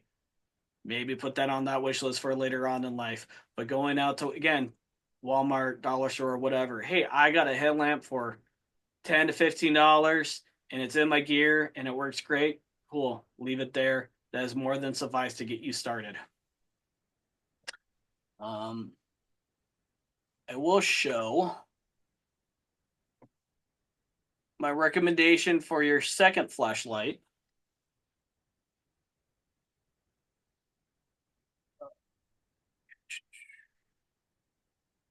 Here we go. And again, shop around. I'm just sharing this as an example. But I highly recommend you all get one of these, which is the old school, look like they were being used in Vietnam. These angle head flashlights that you see the military guys use them. The reason why I'm saying get one of these is they're cheap. And 2, if I grab one of these, or I grab the one in my pack and I throw it against the wall as hard as I can, I have absolutely no doubt that I'll be able to walk over to it, turn it on, and it's going to turn on. These things are like practically indestructible. And so if you got your really nice bougie flashlight, cool, but always have one of these as an oh crap spare. Just leave it in gear. You have it there for the rainy day. The link that I sent you, again, shop around. I'm not saying buy it from here. The bottom of these ones, the military style ones, has a spare light bulb on the bottom of the case, and it also has exchangeable color lenses for doing operations at night. So you can turn to green or blue if you're trying to find blood on somebody. You can put on red if you're trying to read a map and not kill your night vision. So they're just handy. So you have your fancy flashlight, and then you have this thing, is what my recommendation would be for y'all.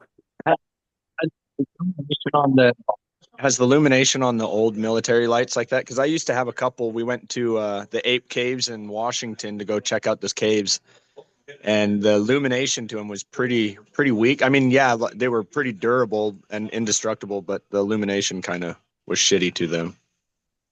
Correct. And you're absolutely right. And that's why I'm saying it's not your primary. I would just use it as it's a great backup flashlight is what I'm trying to get at. So. Okay, cool. Okay, sorry about that.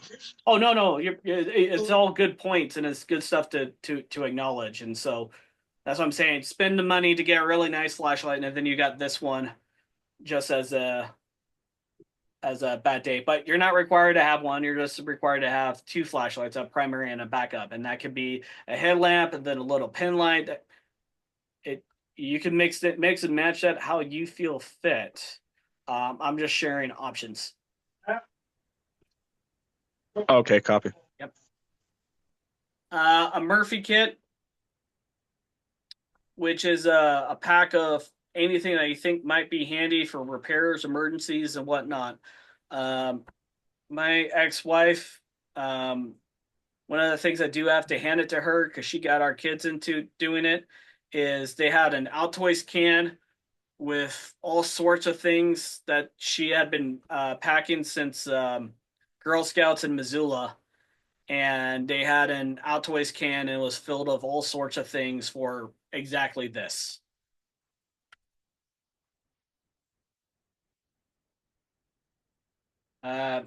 Toiletries, a lot of places in Montana and people go missing. There aren't a whole lot of bathrooms, so be mindful of that. Hygiene keeps us going and keeps us from getting sick. So be mindful, have your travel toothbrush somewhere, toilet paper. If you're using some sort of dude wipes or something like that, make sure they're the biodegradable ones. For the ladies, it's not on here. If you're not familiar with them, they're called I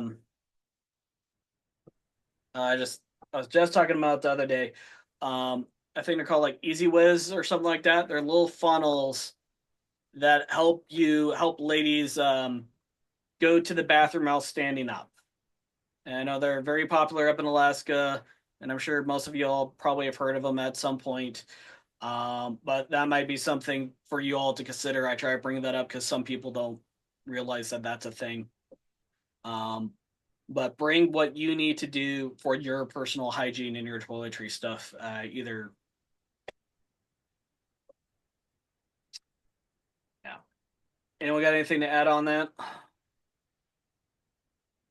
For the ladies, Dude wipes. you always want to have a like gallon Ziploc bag for disposing of certain hygiene products because you do not leave those out in the wilderness, please. And thank you.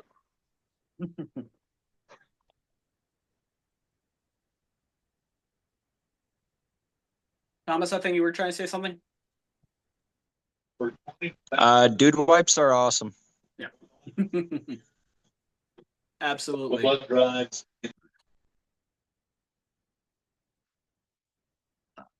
Our reason too, we want to be careful females during that time of the month. HRD dogs, if you're not careful, they will pick up on that stuff. So we don't want to have accidental like good fine, not what you're looking for, but yeah, you're not wrong. So stuff to be mindful of. All right. And packs, we kind of been talking about that the whole time here. You can have internal frame ones. So these guys are kind of going real heavy loaded, larger packs. You're not wrong if you have one of these like old backpack style or backpacking backs that you're using for your 24-hour pack. That is completely appropriate. Do what you are comfortable with and what your pocketbook allows you to. And then you have the external frame ones. The nice size with the external frame ones is that traditionally they can hold more heavier equipment. The flip side is they're heavier and some people really complain about the feelings on their backs. They're not as padded.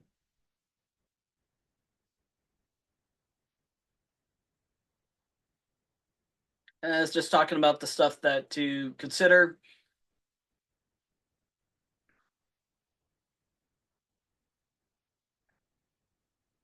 Anyone got any comments, thoughts on 24-hour packs, pretty packs, or any of that good stuff?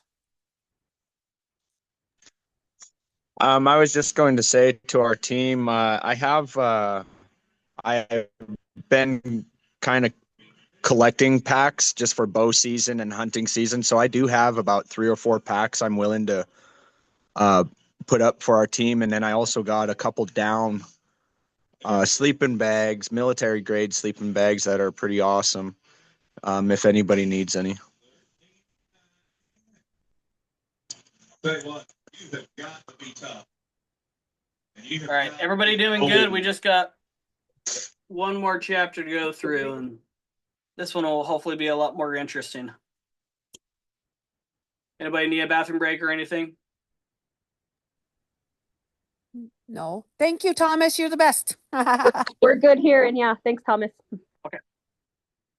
All right.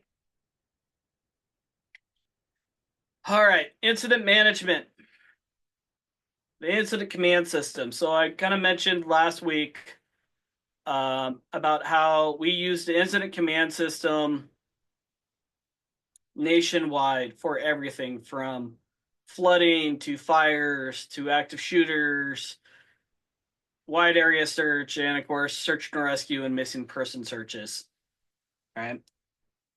We're going to talk about review some of the general duties, and please speak up if you guys have some extra experience in some of these areas. We could talk about that, and they want you to have a basic understanding with your the general duties of the incident command staff and a couple key terms. I'll be talking about your chain of command and unity of command and all that fun stuff and why it's important. The short of that is we're going to be talking about how to play nice with each other. Not just as team members, but think of that as different agencies playing nice with each other.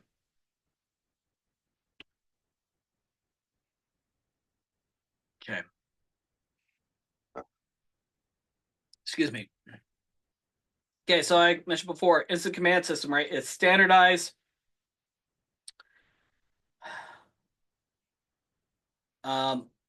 Think of it as the rule book. Regardless of what type of resource, regardless of what type of mission, think of it as just it's the rule book on how we operate and how we communicate with each other. And if done correctly, it is a completely magical thing to see work properly. And when it's not being used correctly, it is incredibly painful to watch. And it can be used for very small incidences, and it can be used for very wide range incidents such as hurricanes, tornadoes, and my friend's wedding. and So the IC deal is there. So say like you get a situation that starts out and say Nugget's the first person on scene, would he be considered the ICP commander? Theoretically, yes. Until there's no takeover. Correct. Yeah, theoretically, if let's say Nugget is the first individual on scene, and local law enforcement entity is saying, yeah, you guys can go ahead and start it, then yeah, theoretically he could be the initial incident commander. There is absolutely no reason why we can't move things back and forth, right? And we'll also talk about a unified command, which I believe, Thomas, you'll be able to recognize a little bit what that is, which from the fire world. And that typically means that you have more than one incident commander, but they're working as one unit. This would be very important for search and rescue calls, especially in Montana.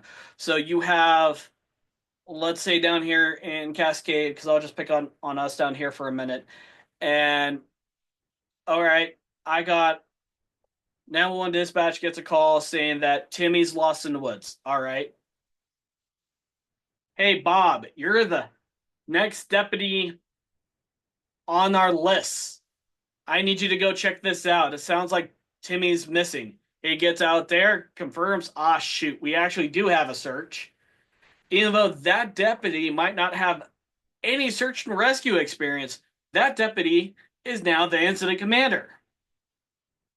So let's say we come out as the search and rescue team, as all the volunteers. We're here to help. Cool. You got Deputy Bob over here who has no idea what he's doing. On a perfect world, and if he was smart enough, hey, Deputy Bob, my name's Dave. Let me give you a hand. And depending on how he wants to slice this, right, I could be working with him as the incident command.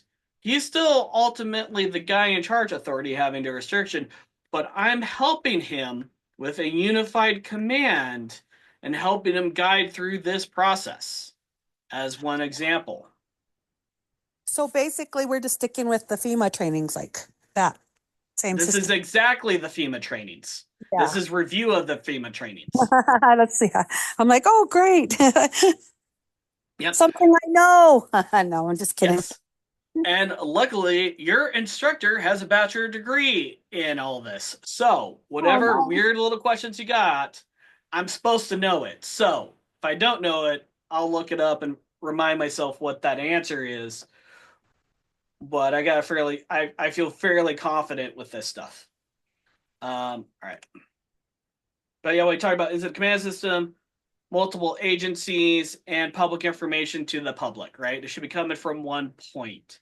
So if we're supporting with a given agency, let's say Flathead's working another search in Hungry Horse, okay, and you're backfilling them, let them be the lead on releasing any information. Now, we find the individual, they make a press statement. There's absolutely no reason why we can't say, share that to our page, to our Facebook page, or make a public statement saying that we went and helped out Flathead and we were happy to help, and or our condolences or whatever. But you let them take the lead at releasing information. And when people come to like, hey, weren't you guys? Wait a minute, weren't you guys out here looking for Timmy a couple nights ago? And like, yep, we will admit that far that we were a resource. We went and assisted. If you have any questions, you need to talk to this individual over at the Flathead Sheriff Department. That makes sense? That kind of keeps everything down. So kind of. So.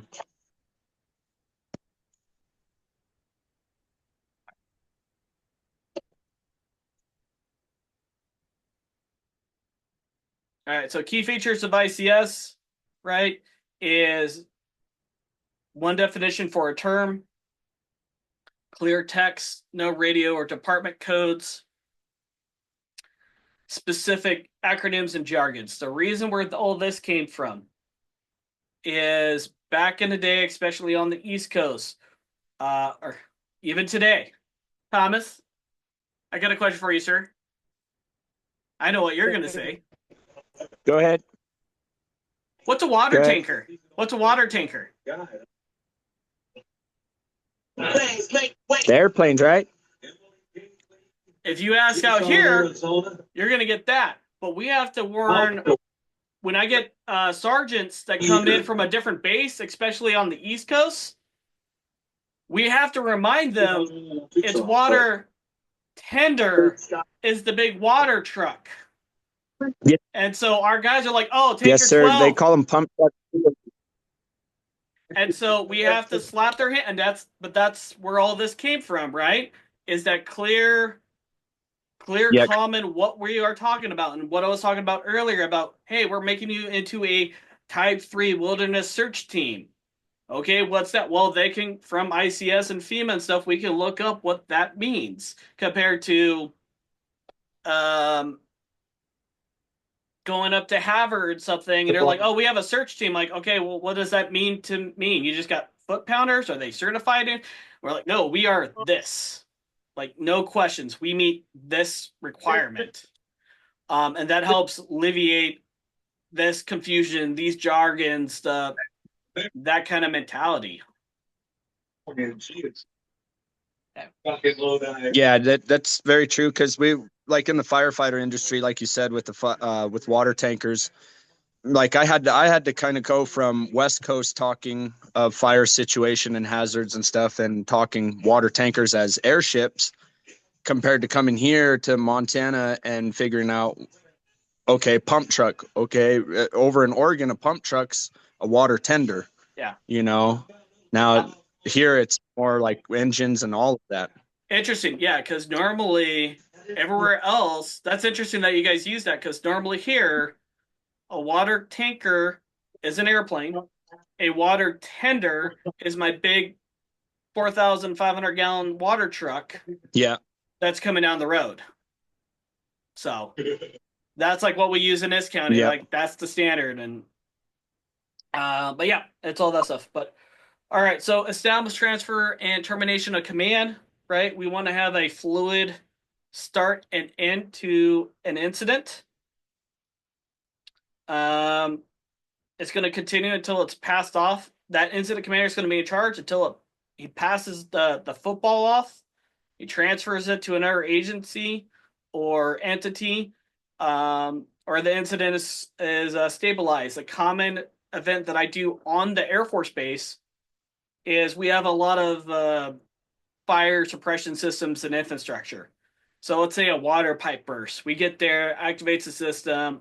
There's no fire here. We shuts everything off. I'll wait. Well, I'll clear everybody else other than my crew, and then I'll stay around until the base plumbers show up. And I'm like, hey guys, this is what you're dealing with. Got any questions? No, cool. High five, it's yours. And the last thing that I say on the radio is dispatch, this is engine 4. Incident at building 3060. You can show it terminated. Building is fire safe, and the building has been handed over to the utility shop. 123, not it, not me. It's now theirs. Same thing can happen in searches. The same thing can happen in various other calls where, hey, we're done. Now we're leaving things with the contractors, with the cleanup crews, with it can evolve like that. Regardless of complexity, you have to have an incident commander.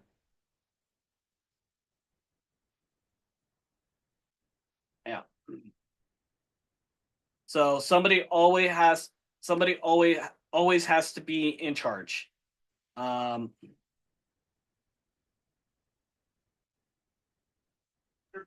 We prefer to have incident command done face to face whenever possible. Sometimes if you get a case in a search and rescue situation where that might not happen, let's say that law enforcement deputy individual shows up to the house. Oh, Timmy is actually missing. He's ran out from his back door of his house, and I have a foot trail. Dispatch, this is Officer Smith. Activate search and rescue. I need some resources. I need X, Y, and Z out here. Command's going to be mobile. I got a foot trail. I'm going to start investigating. So by the time you guys all show up, 30, 45 minutes later, by the time you got notification, you got your gear, you got out of the house, maybe you had to go get gas. 30, 45 minutes later, you're on scene. Hey, I'm already in the field. This Officer Smith, hey, Nugget, go ahead and take command from me. This is what I got going on so far. I'm hot on this trail. You got any questions? No, sir. Okay. That would be an example of a non-face-to-face or SAR. A lot of times, though, I would say the deputies just wait around and then they start making a bunch of phone calls and stuff, and they don't normally go out into the field. But that is just an example for y'all. Oh, big thing. Incidences are always documented in some way, shape, or form. You get on scene and we find Timmy within 5 minutes. Cool. All right. Well, somebody's going to be making a document after the fact. But we always want to be documenting. Oh, somebody's waiting. Right. We always document our work. And you all as a search team and as a growing and maturing search team, one of the big things to help you guys, especially my canine handlers, is learning how to document your work and being able to present, here is my map. This is what I found. This is what my dog indicated or did not indicate it on. This is my findings or my non-findings and all that information, and present to them a nice little report that's going to blow them out of the water and go, wow, you actually know what you're talking about. Or let's say Dana or somebody, you guys go out as a 20-person mob, you go do your thing, and you help find Timmy or whatever after the fact. Here you go, sir, Officer Smith. Here's my report and our feedback. This is how many volunteer hours we did. This is who we had on scene. this is what we found, and this is what I can relay for you in addition to what you are already documenting. So things to think about to make yourselves guys look good and more official. But that documentation is paramount in the long game. Being on a reservation, it's very hard to really know who is the chain of command. I mean, we got like 3 entities that will not, for whatever reason, share the information, and it's very hard to get, where you want to be in that part of, the chain of command. I mean, you can know more than who's in command, but yet they won't relinquish what is being done or said, what has been done, and it's very hard on a reservation to get to be in command. You know what I mean? We had the same thing here a week ago. You guys heard me. I had the radio going on initially. I found afterwards that deputy that was on scene, even though he was offered canine resources within 5 minutes of that call being dispatched. Yep. He had family members out on foot. He had no idea who was out in the field. And they were basically calling for everyone but us, including they were trying to get Border Patrol to activate their helicopter. Yep, yeah, that's right. And it's like, oh, it's just painful to listen. So for you all, your all strategy is getting you all to the point where the kind of, well, we can't control anybody else, so we're going to control ourselves. Yes, yes, sir. Yep. And so I was starting to work. Sorry, I was looking at the chat. So like one of the things that I'm working on, I'll be typing it up more tomorrow, is I was starting to plan out for the search for this weekend, right? For the memorial and the search and whatnot. One of the things I'm going to be developing is trying to type out a basic incident action plan, which we'll talk about what that is in these slides, to have that this weekend to be like, okay, this is the basis of what we're doing.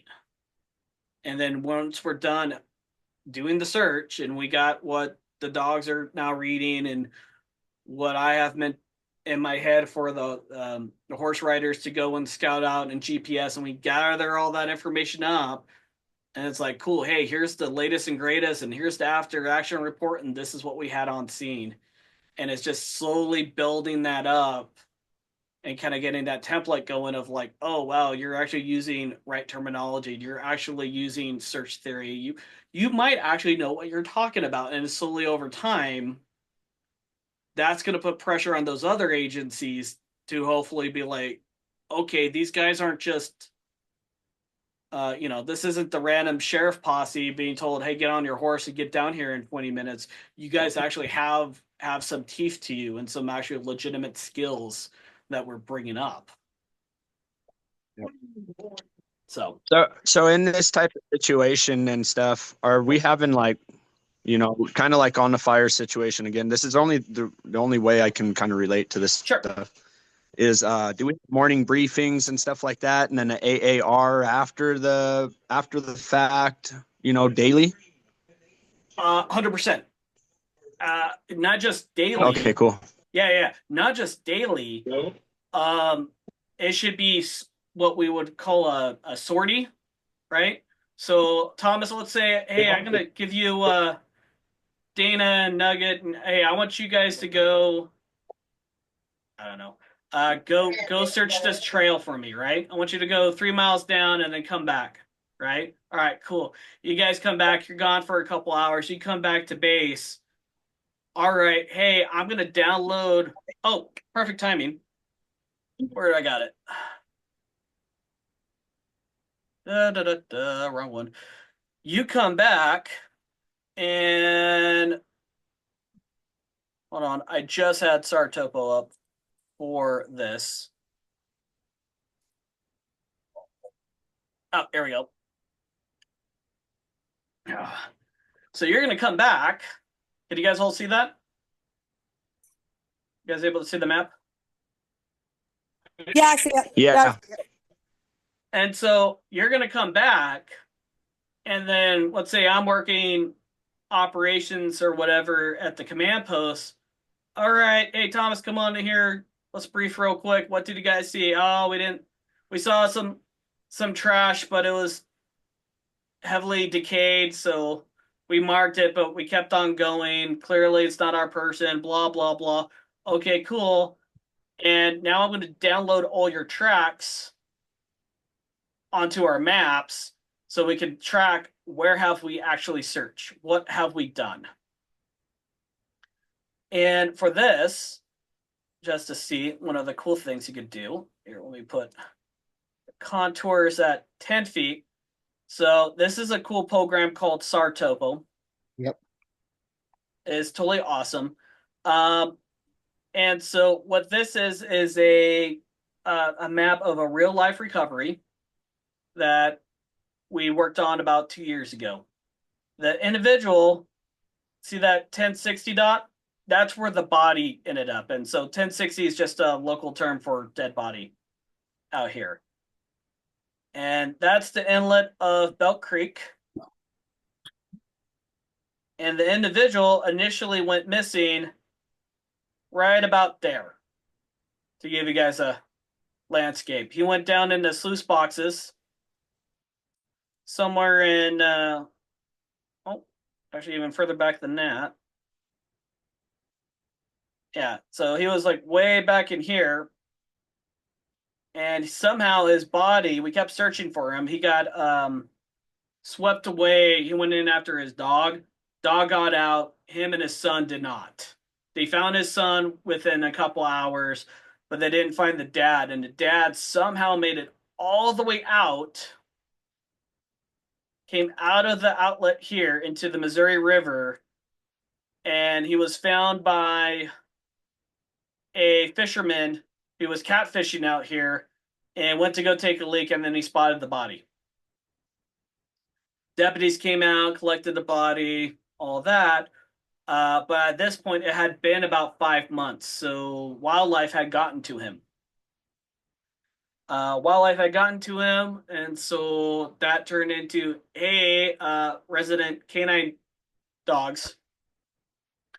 They had us go out, and we were searching all this, and this is our tracks that we did. And we were doing area cadaver searches, looking for bits. And Bane, right over here, and he was just walking down in front of me. Just at this point, we had this is day 2 of us. So at this point, me and him had walked, I don't know, probably 4 miles or whatever. So he's not necessarily firing all cylinders since we got a lot of miles in us already. And he's walking in front, and all of a sudden he stops, turns around, he looks down, sniffs a bone, sits and does a bark. And I'm like, did that just happen? How do I not have this on video? And I went and take a look at it, and I'm like, yeah, that doesn't look like any of the wildlife bones. Yeah, that looks like a radio bone, a human radio bone, because it's very distinctive. So like where you go to check your pulse, that side of your bone right there, it's actually flat. And so I'm like, all right. And so I looked at it and I said, check it again. And he gave me a weird little whimper and he barked again. And I'm like, okay. So marked it, flagged it, GPS, and continued on with my search. And eventually got the deputy out there to come collect it. And he said, the body was found right there. And he said that they got the body. He was missing his hands and his feet and a couple of the bones in his arms. And he found the others, but he was missing one radial bone. So when I showed him that we had found it, he was very happy. And he said they were searching with headlamps at night, and that's no way to search for small little bones like this. But this is just one big example of search planning. And after I was done with this, I took this as maps. I made a whole after action report and I sent it to that deputy. Which, oh, here, while I'm here, I showed how far we had searched. I pointed out that, especially from the canine world, hey, my dog kept bringing me to the water over here. He's not water certified technically because we haven't had the resources to train and certify properly like that. But he was showing indications that he wanted to drag me into the water at this spot. Again, around this is actually a cliffside. So on top of the hill, if you can think about this, the wind's coming from the south at the time. So again, he had interest over here. So that's kind of all saying that, hey, something's in the water out here that we can't get to, but was dragging me from here and here. And now you're starting to able to triangulate what you think is going on from there. Any questions on that? We use that with Arden. Well, actually, I was the only one that used it. We're trying to get that for all of the team to track where they're going. But as you know, with her, they have no documented anywhere where anybody searched, probably other than where Deb's dogs went and probably where I walked. But, we were trying to tell people the importance of, monitoring their tracks and what they find. But I just found it interesting. We met with the Cal Poly team, and they have a new system they created to where incident command can type in the incident that's going on, latitude and longitude of last place seen, and all the important data, kind of like the lost person behavior thing, but it's all like on a computer like program. Yep. It's like online and it's free, and we just figured that out. Oh, that is awesome. That is absolutely awesome. And so speaking of the devil, here we are, your neck of the woods. And so this is what I got so far for this weekend.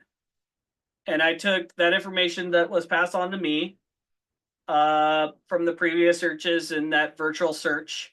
And so already in this, I got like, hey, that's our 0.6 of a mile benchmark. And here's your far end at 4 miles. And these search grids are way too big for what we need to do because I'm familiar with the system, but I'm not a guru yet on it.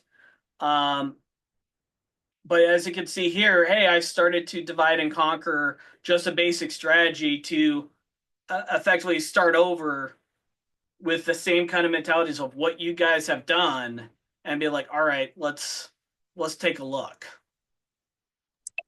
Oh, that's awesome. That's just what we need. We were trying to figure a way to compile all the information, not only for Arden, but for Leo and Gabe. Yep. And just how does one person do that? Me, I don't like to do that, but Deb said she'd help. She's good with data and all that. So we got a starting point.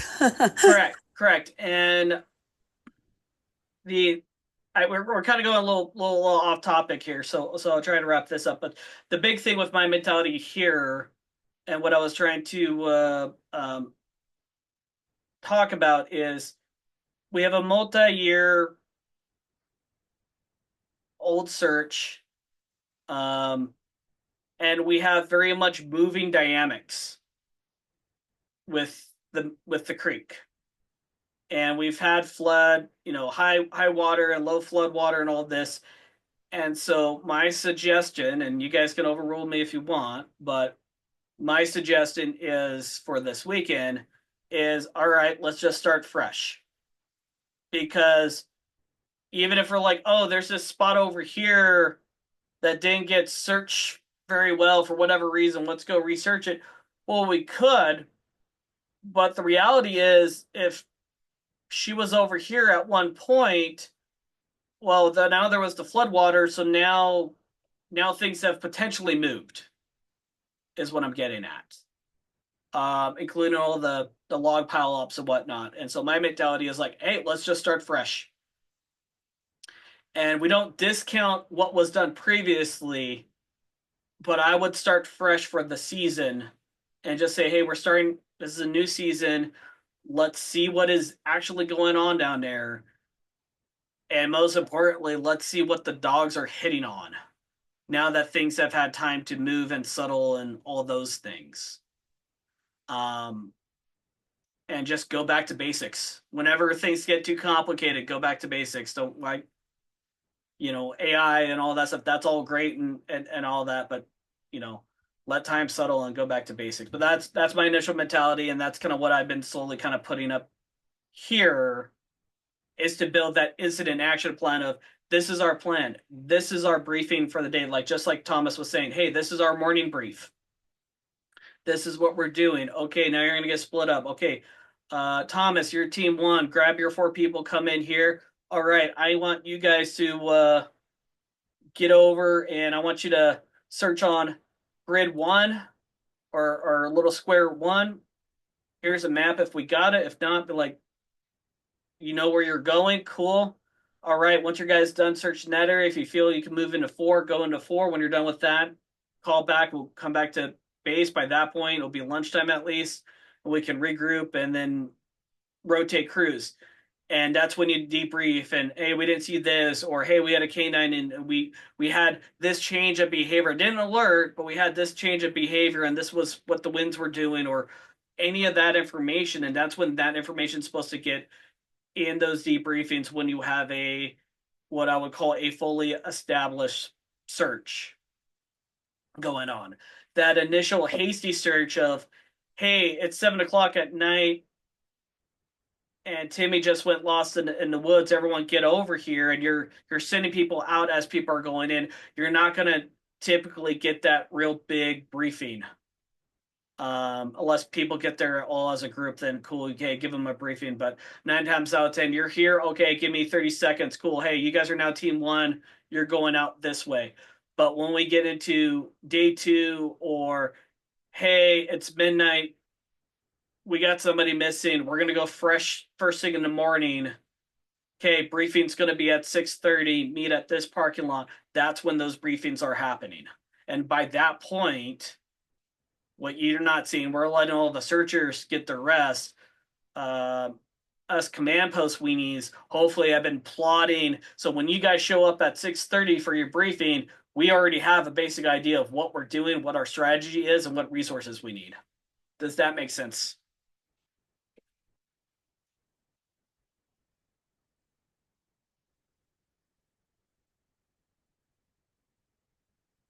All right.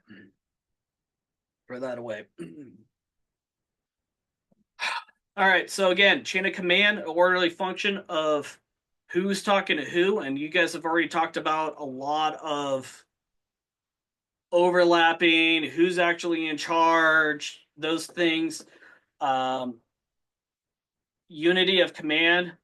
We're going to that you are talking to one individual or one duty position. So we have that unified command where you have multiple people running the incident commander, but they're not, the idea is they're working together. They're not fighting with each other. They're supposed to be, somebody's talking on the radio saying, hey, the incident commander says do X, Y, and Z, but that's coming from, they're right next to each other in that sense. It's not like, oh, they have their own search and we have our own thing going on there. We're not operating like that. We're working together. And just like I was talking about, unified command, typically multi-jurisdictions, multi-agency operations kind of going on. We want to do management by objectives. We want to okay, what's our priorities? So for this weekend, this coming weekend, my initial priorities is basically to scout out what's going on the ground. Scout out where are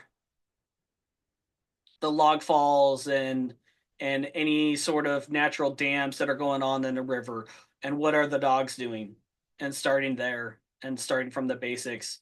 And we're like, hey, that's our priority. Later on, secondaries priorities are going to be, hey, if we can clear out a couple of the initial area up to that 0.6 of a mile from last known location, hey, that would be great. And direct efforts to attain those objectives. A good example of this too, backing out is,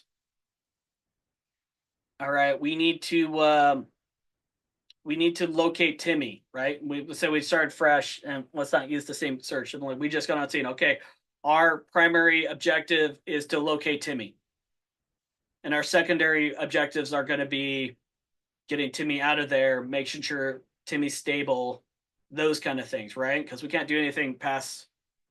If we don't know where our person is, well, we can't do anything else beyond that. Of course, document, because just like you say, so you can get really bougie with all the AIs and the computer systems and get that to all compile that information to see what has been going on and see if that can help us.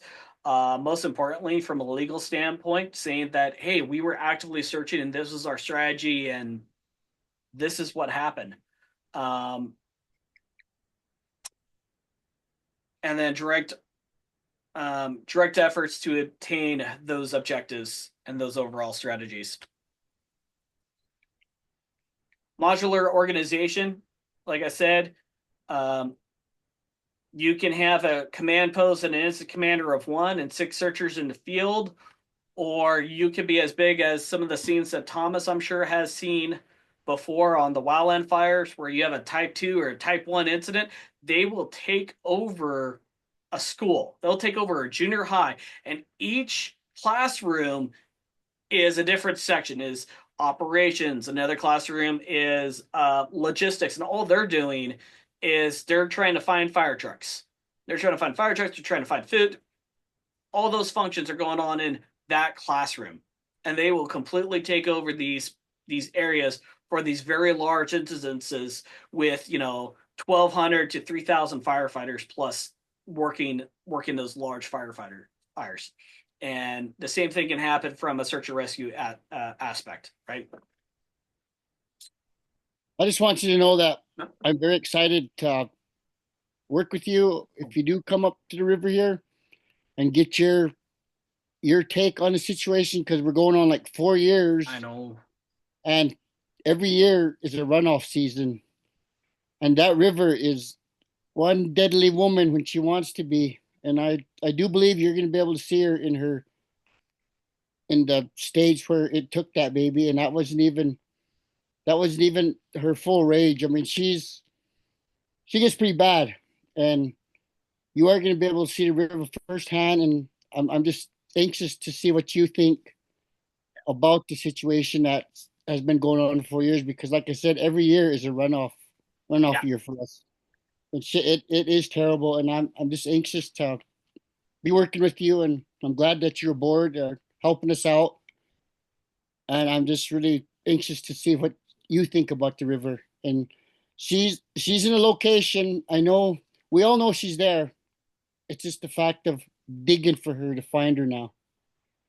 Yeah. And we're already anxious to find her. I mean, maybe we never will. Maybe we will. I don't know. But I'm just really glad you're on board and giving us a hand at making us better at what we want to be. And I just want you to know that. So thank you, sir. Of course, thank you. And also my Yahoos down here. A couple of you guys know me and another one of the canine handlers, Robert. We were trying to come up yesterday, and then the weather changed, and you guys said like, no, bad day. So that other search that I was just showing you on the computer, where the guy got washed up, that's excuse me, I can speak.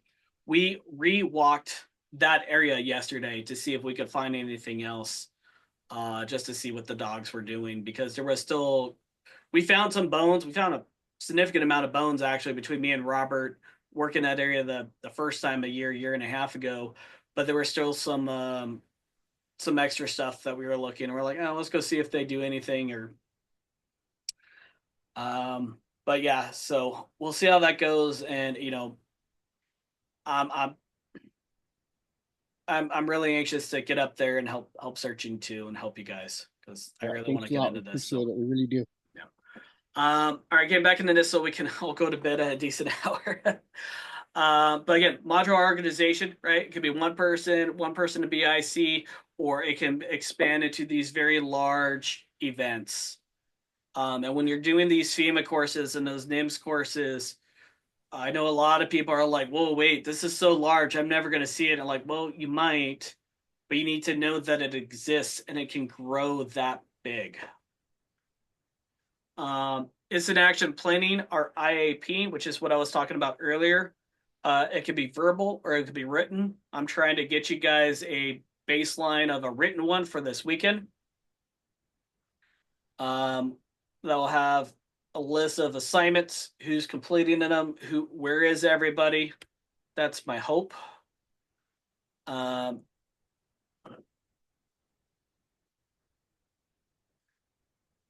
Manageable span of control. They typically say you're in charge of between 1 and 7. Ideal is about 5. When you have 5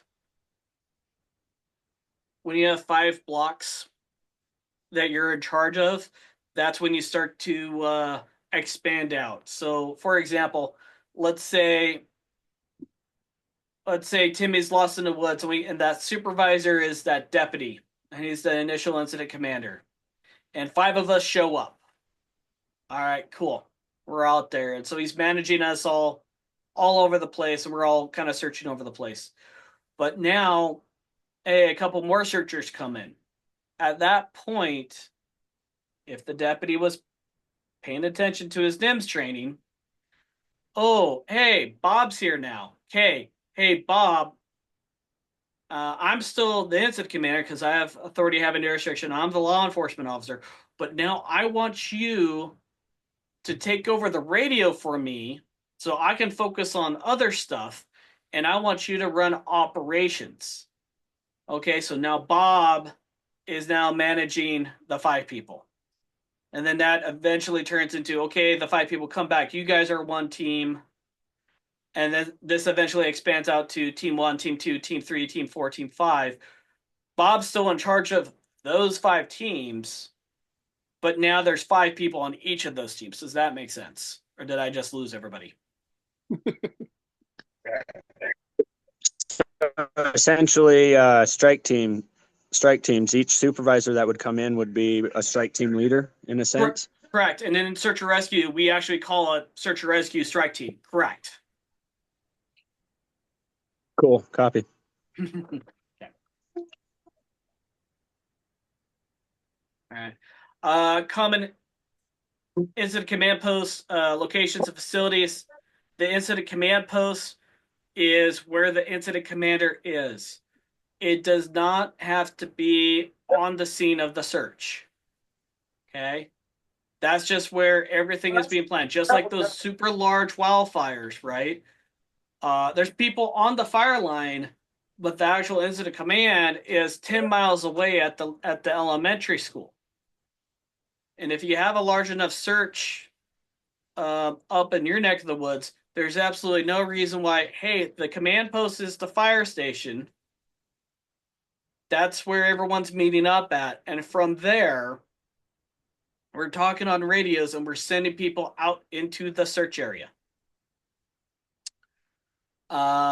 Staging area, those are really good, especially when you get extremely large operations. So I have to admit, I got to be bad. I don't know where the fire station is up in Browning, but let's say one of the casinos or something is across the street, or one of the gas stations. Be like, hey, cool. You guys are going to stage at the parking lot across the street from the command post from the fire station. That's where we guys want you to park. You're going to check in at the command post, but that's where you're going to be staging, and you're going to get told by somebody at the staging area to like, oh, hey, team 1, you guys ready to go? All right, cool. You guys are clear to go. It's just an area away from the command post, because what ends up happening, especially when you got a bunch of dumb firefighters like myself who are doing other things, hey, let me give a hand here. What are you guys looking at? Oh, what you looking at, Odd Bob? And they start getting their nose into everything and start messing everything up. It's like, no, get away from the command post if you don't need to be here. Chill out there. We'll talk to you in a minute. It's nothing personal. It's just like you stage there. Later on in a search, especially if you start getting to those multi-day searches, but like, cool, hey, at the staging point, we have water, we have Gatorades, we got food, we got the canteen, right? It's away from the command post and away from the search area or the operation area where they can prep. Coordination center as appropriate. The incident base that's got the search command post, and it's got all of these other different aspects into it when it gets to a base level. A camp is more from a wildland world term, but we'll just say we got a multi-day search going on up at Browning, and be like, hey, we're going to turn, we got access to the college. They say that searchers can camp on the football field.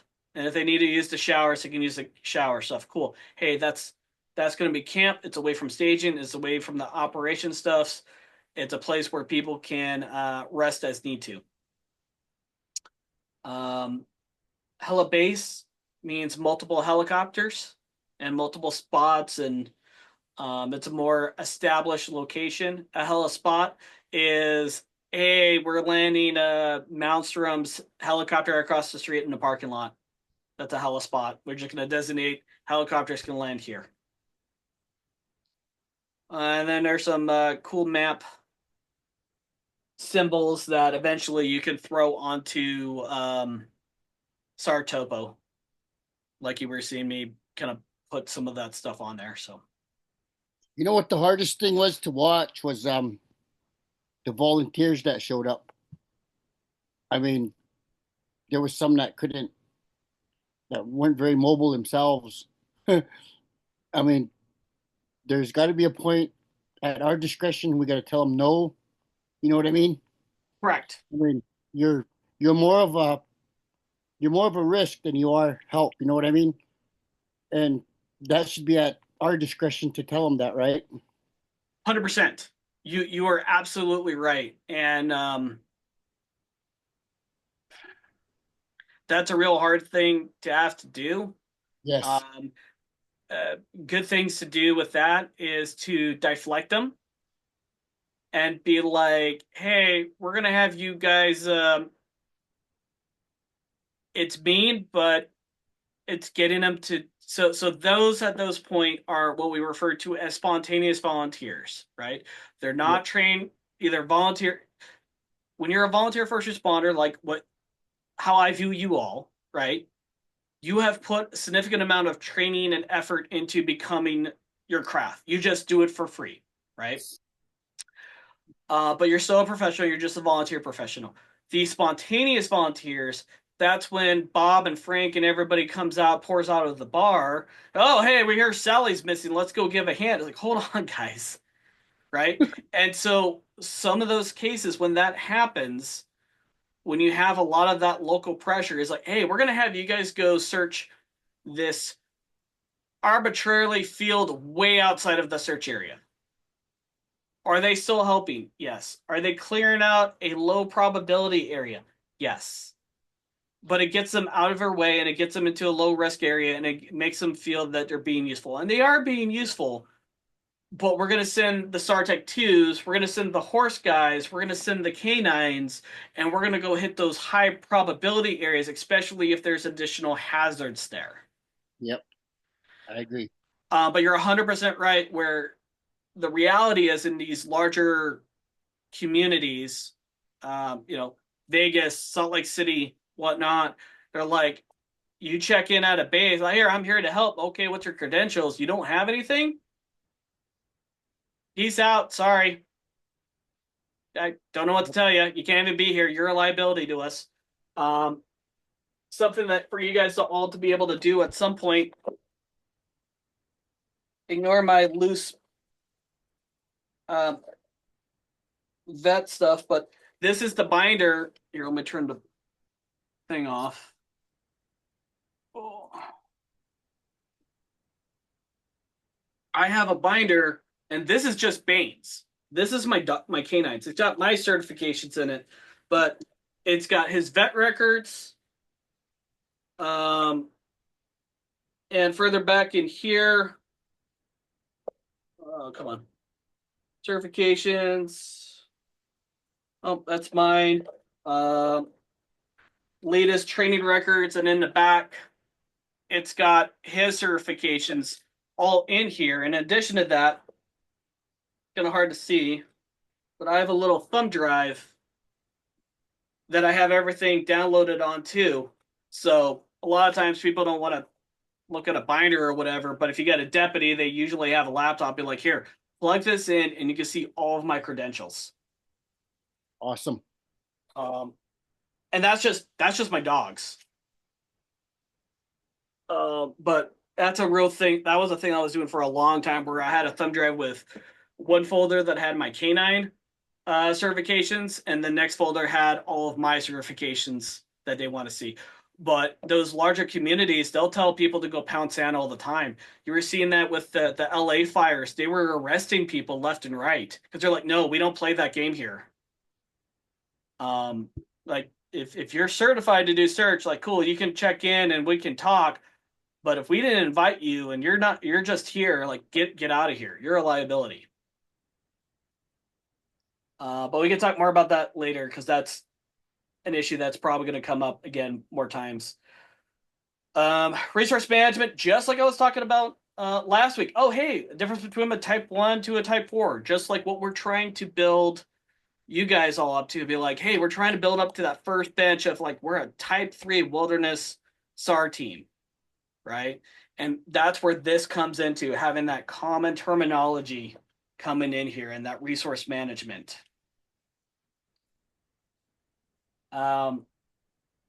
The same thing, another example of this would be like helicopter. Hey, I have a helicopter. Oh, okay. What does that mean to me, right? As a search manager, I was like, okay, so what are you offering? What is its capability?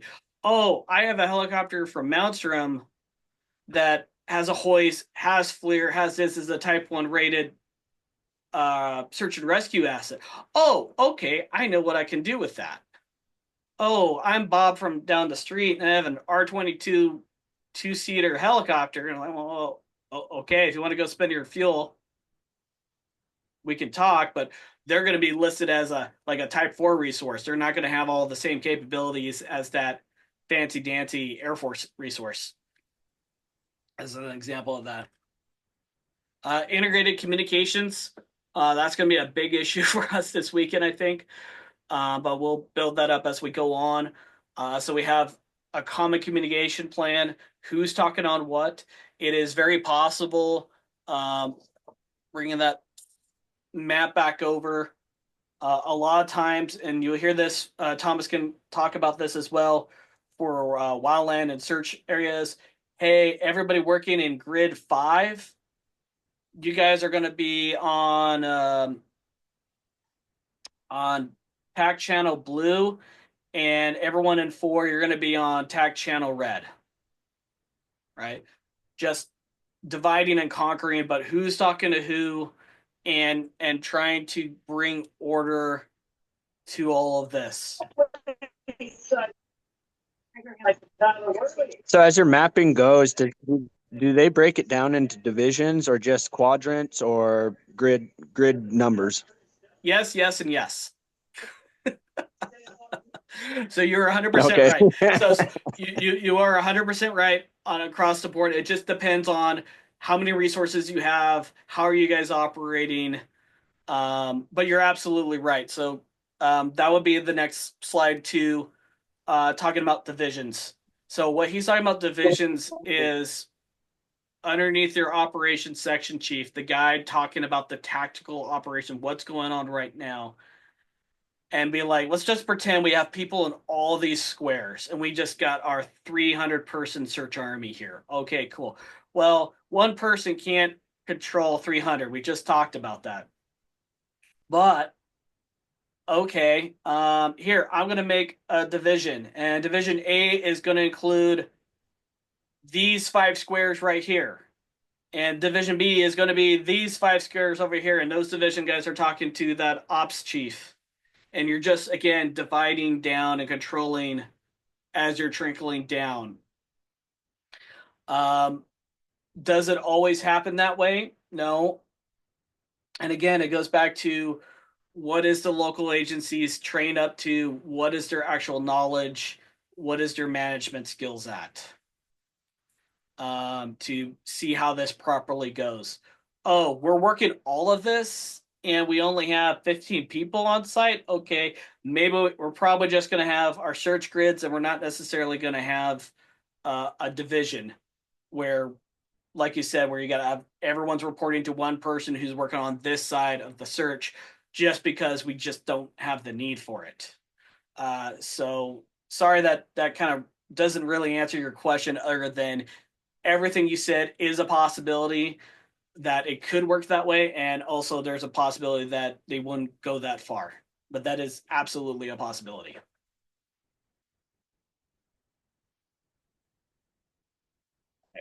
Um, and again, talking about daily communications free of specific terms and codes. The one exception I would say, this is the one workaround. If for whatever reason you guys are just so concerned about the local media or somebody hearing radio traffic, you can establish a code word if you found something significant, such as remains. However, the only way that that works, let's say you found the target, you found the package, tally ho, whatever. I've heard many different things. The only way it works is everybody on that morning briefing is briefed what that code is, and everyone is specifically instructed you only use it in this condition. That's the only way that you can legally work it to do that. I just bring that up because that is a nice resource at times. Be like, hey, we got a 1060 out here, which down here means a dead body. Okay, but everybody is briefed on what that means during the morning brief. Otherwise, it's plain English. Don't use any non-specific terms. If you need an ambulance, you ask for an ambulance. You need lifeline, then say that you need lifeline.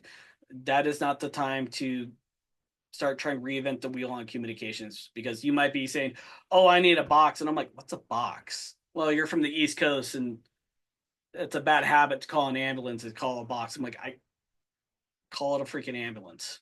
Okay, let's move on. Information and intelligent management, same thing we were talking about from before. That's when we're gathering all that information, and just like the bad habits that those agencies were not talking about are talking to each other. That's what we're trying to avoid with this, is that it's all coming to one place. If we took over that fire department, a side office is the planning section that is gathering all that information as you guys are coming off the field, and they're downloading all the GPSs and they're taking a look at where everybody has been. That's the little office, and they're sharing all that information in real time with each other.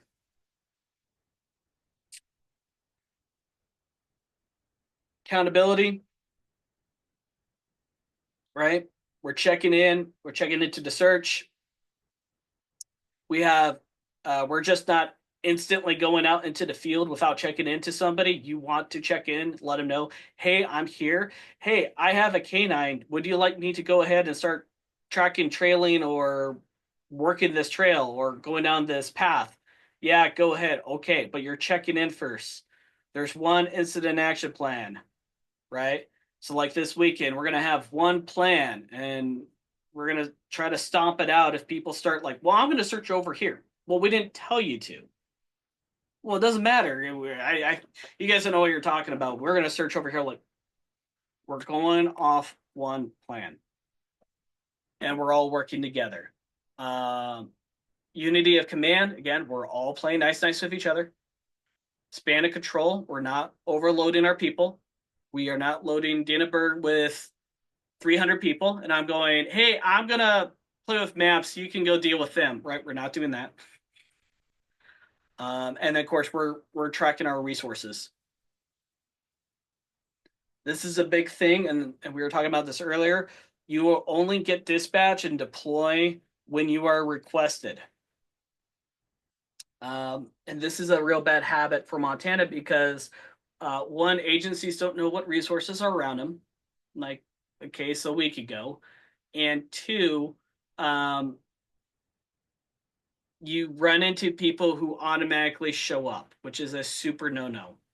And you were seeing that in North Carolina where you had these dog handlers and stuff. I'm going to North Carolina to help. And it's like, okay, who were you talking to? Well, I'm just going to get out there. No, that's not how we do business in the search and rescue community. Now, if you got requested by a various agency that's out in North Carolina and they specifically requested, like, hey, we're so overloaded, you want to come on out here? Cool, we'll use you. But you need to be requested by them. Don't just be arbitrary self-deploying, which is super taboo and real bad. Obtain that initial briefing. So on Mhm. on the search and rescue aspect of, like, say, like firefighting, when we get dispatched or deployment out on a fire, Mhm. do you got an OR number that you get, or like a deployment number, or you know what I mean? Say like go ahead. That's money. No, that's money. That's why it's important for you. So that deployment number and all that, that's for you guys to get reimbursed. And so Okay, copy that. it's cool. So you're right, from a law standpoint, I tried to get the case number, right? Like we mentioned before, all the way from the beginning, right? Search and rescue is a missing persons case until ruled otherwise. And so you got a deputy, and a deputy's attached to that call, and he's got a case number 12345. Hey, yes, I would like to have that information for my logbook. I would like to have that information for my reference. But at the same time, if I got showed up and be like, hey, Dave, can you come up here? Be up here on Brownie on Saturday. We got a big search going on. We need all hands. Okay. And I show up. I'm not worrying about that I got the case number right out the bat, if that makes sense. But eventually, you're right. I do want to get if there is a case number, I would like to have that for reference. Okay, copy. Organizations around, let's just keep plowing away. Oh boy. Okay. A little longer than I wanted to. Let me kind of speed this through. Incident command, that's the incident commander. Operations, that's the guy dealing the day in and day out. That's dealing the tactical things, right? That's telling team 1 go here, team 2 go over here. Planning is the person looking in the future. They're planning what we're going to do in 12 hours or 24 hours. They're working with logistics to figure out what additional resources we need. Logistics is, just as the name says, they're the guys getting bulletin beans. Finance and administration, if you got that, that's how people are going to get reimbursed if that's an option. At the very least, they're the ones going to be keeping track of all of the paperwork. And all these functions have to be done on every single incident. It doesn't mean that it has to be done by one person. It can be done by one person, or it can be done by 5. And it just expands out with the larger of the functionalities get expanded. A good example of this would be like highway patrol. Highway patrol pulls somebody over. Okay. He is working in all these functions. Oh, hey, turns out this guy's got a federal arrest warrant. He starts to call in more resources. Oh, now this turned into a hostage standpoint. Now he's going to call more resources in. Okay, now his supervisor or somebody else is dealing with operations while someone else is being an incident commander. Well, starts expanding, right? Same functions that we just talked about. Incident command, as we said, ultimately in charge. He approves the incident action plan. In very large incidences or very large fires, the incident commander might not be the one making the incident action plan for tomorrow. That could be the planning section and be like, hey, this is what we would like to do tomorrow. What do you think? Oh, yeah, sure, thumbs up. He's the one ultimately giving the thumbs up towards it, but he might not be the one doing that on these very, very, very large events. Additional command staff, which is different from general staff. These guys are kind of like they float in space. They report directly to the IC. They don't count against span of control. That's going to be your public information officer. That's the person talking to the media. your safety officer or ERS multiple. They're monitoring safety concerns. They can be lookouts, do a whole lot of different things. And then liaisons officers are individuals who could be trying to help with logistics and talking to other agents. So while the IC is dealing with the big picture stuff, that liaison officer is trying to call up dog teams, for example. Operations, like we talked about before, we kind of reillustrate that. They could be broken up into a division, which is a geographical, or a group or a branch, and that group and branch are operational. So you might have a ground branch director, so that person is controlling all the searchers on the ground, while you have an air branch director who's controlling and coordinating with all the fixed wing airplanes and the helicopters. And just like you were talking about, you have your initial strike team to task force with multiple teams, and so forth going up. This is showing an example of, let's say for like this weekend, we have our primary people are all in the search group, but maybe we have some resources just acting as a safety group if anyone gets stuck in the mud or they do find something or we need some ropes and stuff. Hey, these guys are hanging out at the command post waiting to get called in if they need some, not the searching aspect and the functionality, but need the rescue aspects or skills. Planning, like I mentioned before, that's all the stuff going on in the future. And they're the ones that update the maps, the current boards, situation boards, all that fun stuff. And those are some specialty units underneath that area. Logistics, beans and bullets, or beans and puppies. They are finding food and facilities, and they're dealing with that. Communications also falls underneath this unit, because they view communications as being used by everyone and as a logistics function. Keynote, the medical unit underneath logistics, this is not for our subject or a victim. That is a medical unit supporting us. A medical team for individuals in a search area, they would fall underneath operations. So you will see medical units sometimes twice. So that's a good little trick question that likes to get popped up from time to time.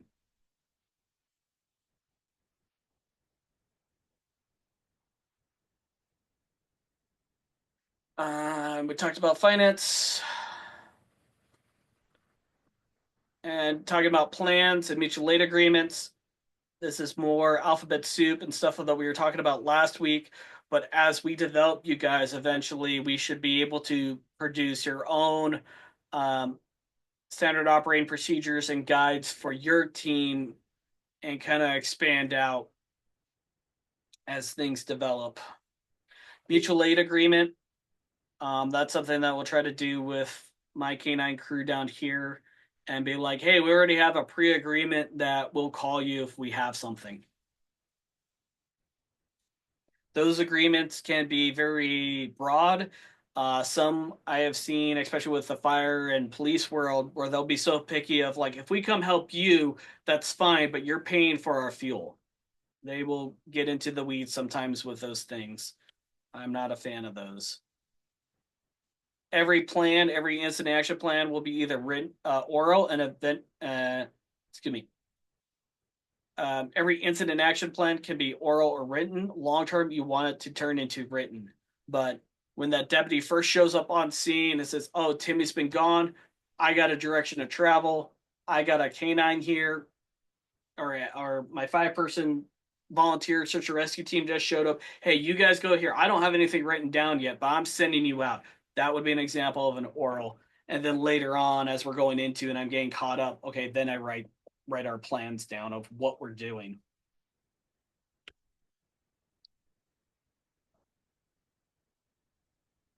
a proper written one, statement of objectives to organization, who's talking to who, assignments to be accomplished, and supporting materials such as maps, our medical plan, that fun stuff.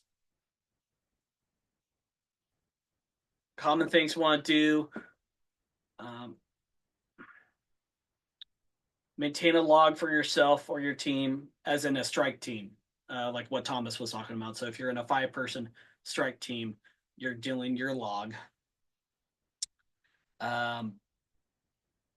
Clear text, no radio codes unless that's been pre-briefed. You get your briefing from whatever supervisor in your contact, and you don't jump the chain of command.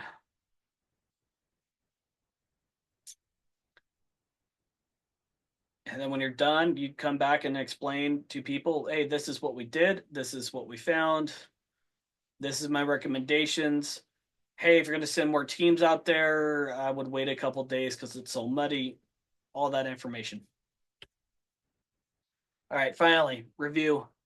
I know I just kind of really sped through the last couple because I know you guys are going to be taking your ICS courses if you haven't already. Does anyone have any questions on any of that, of what I just talked about tonight?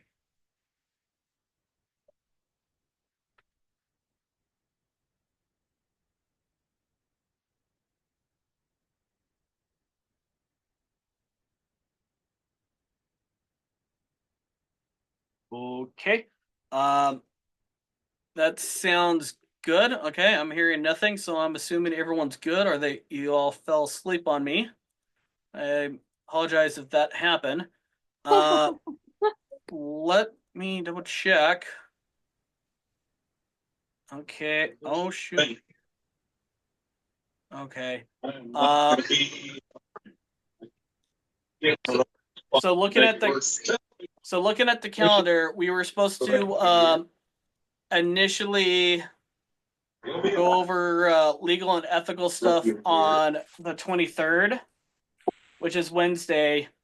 Are you guys okay with just proceeding on the 24th? The 23rd is my daughter's 17th birthday, and she has personally requested me to drive down to Butte that day. I'm not sure what we just found out that Nugget's aunt's gonna be buried this weekend. Oh. So we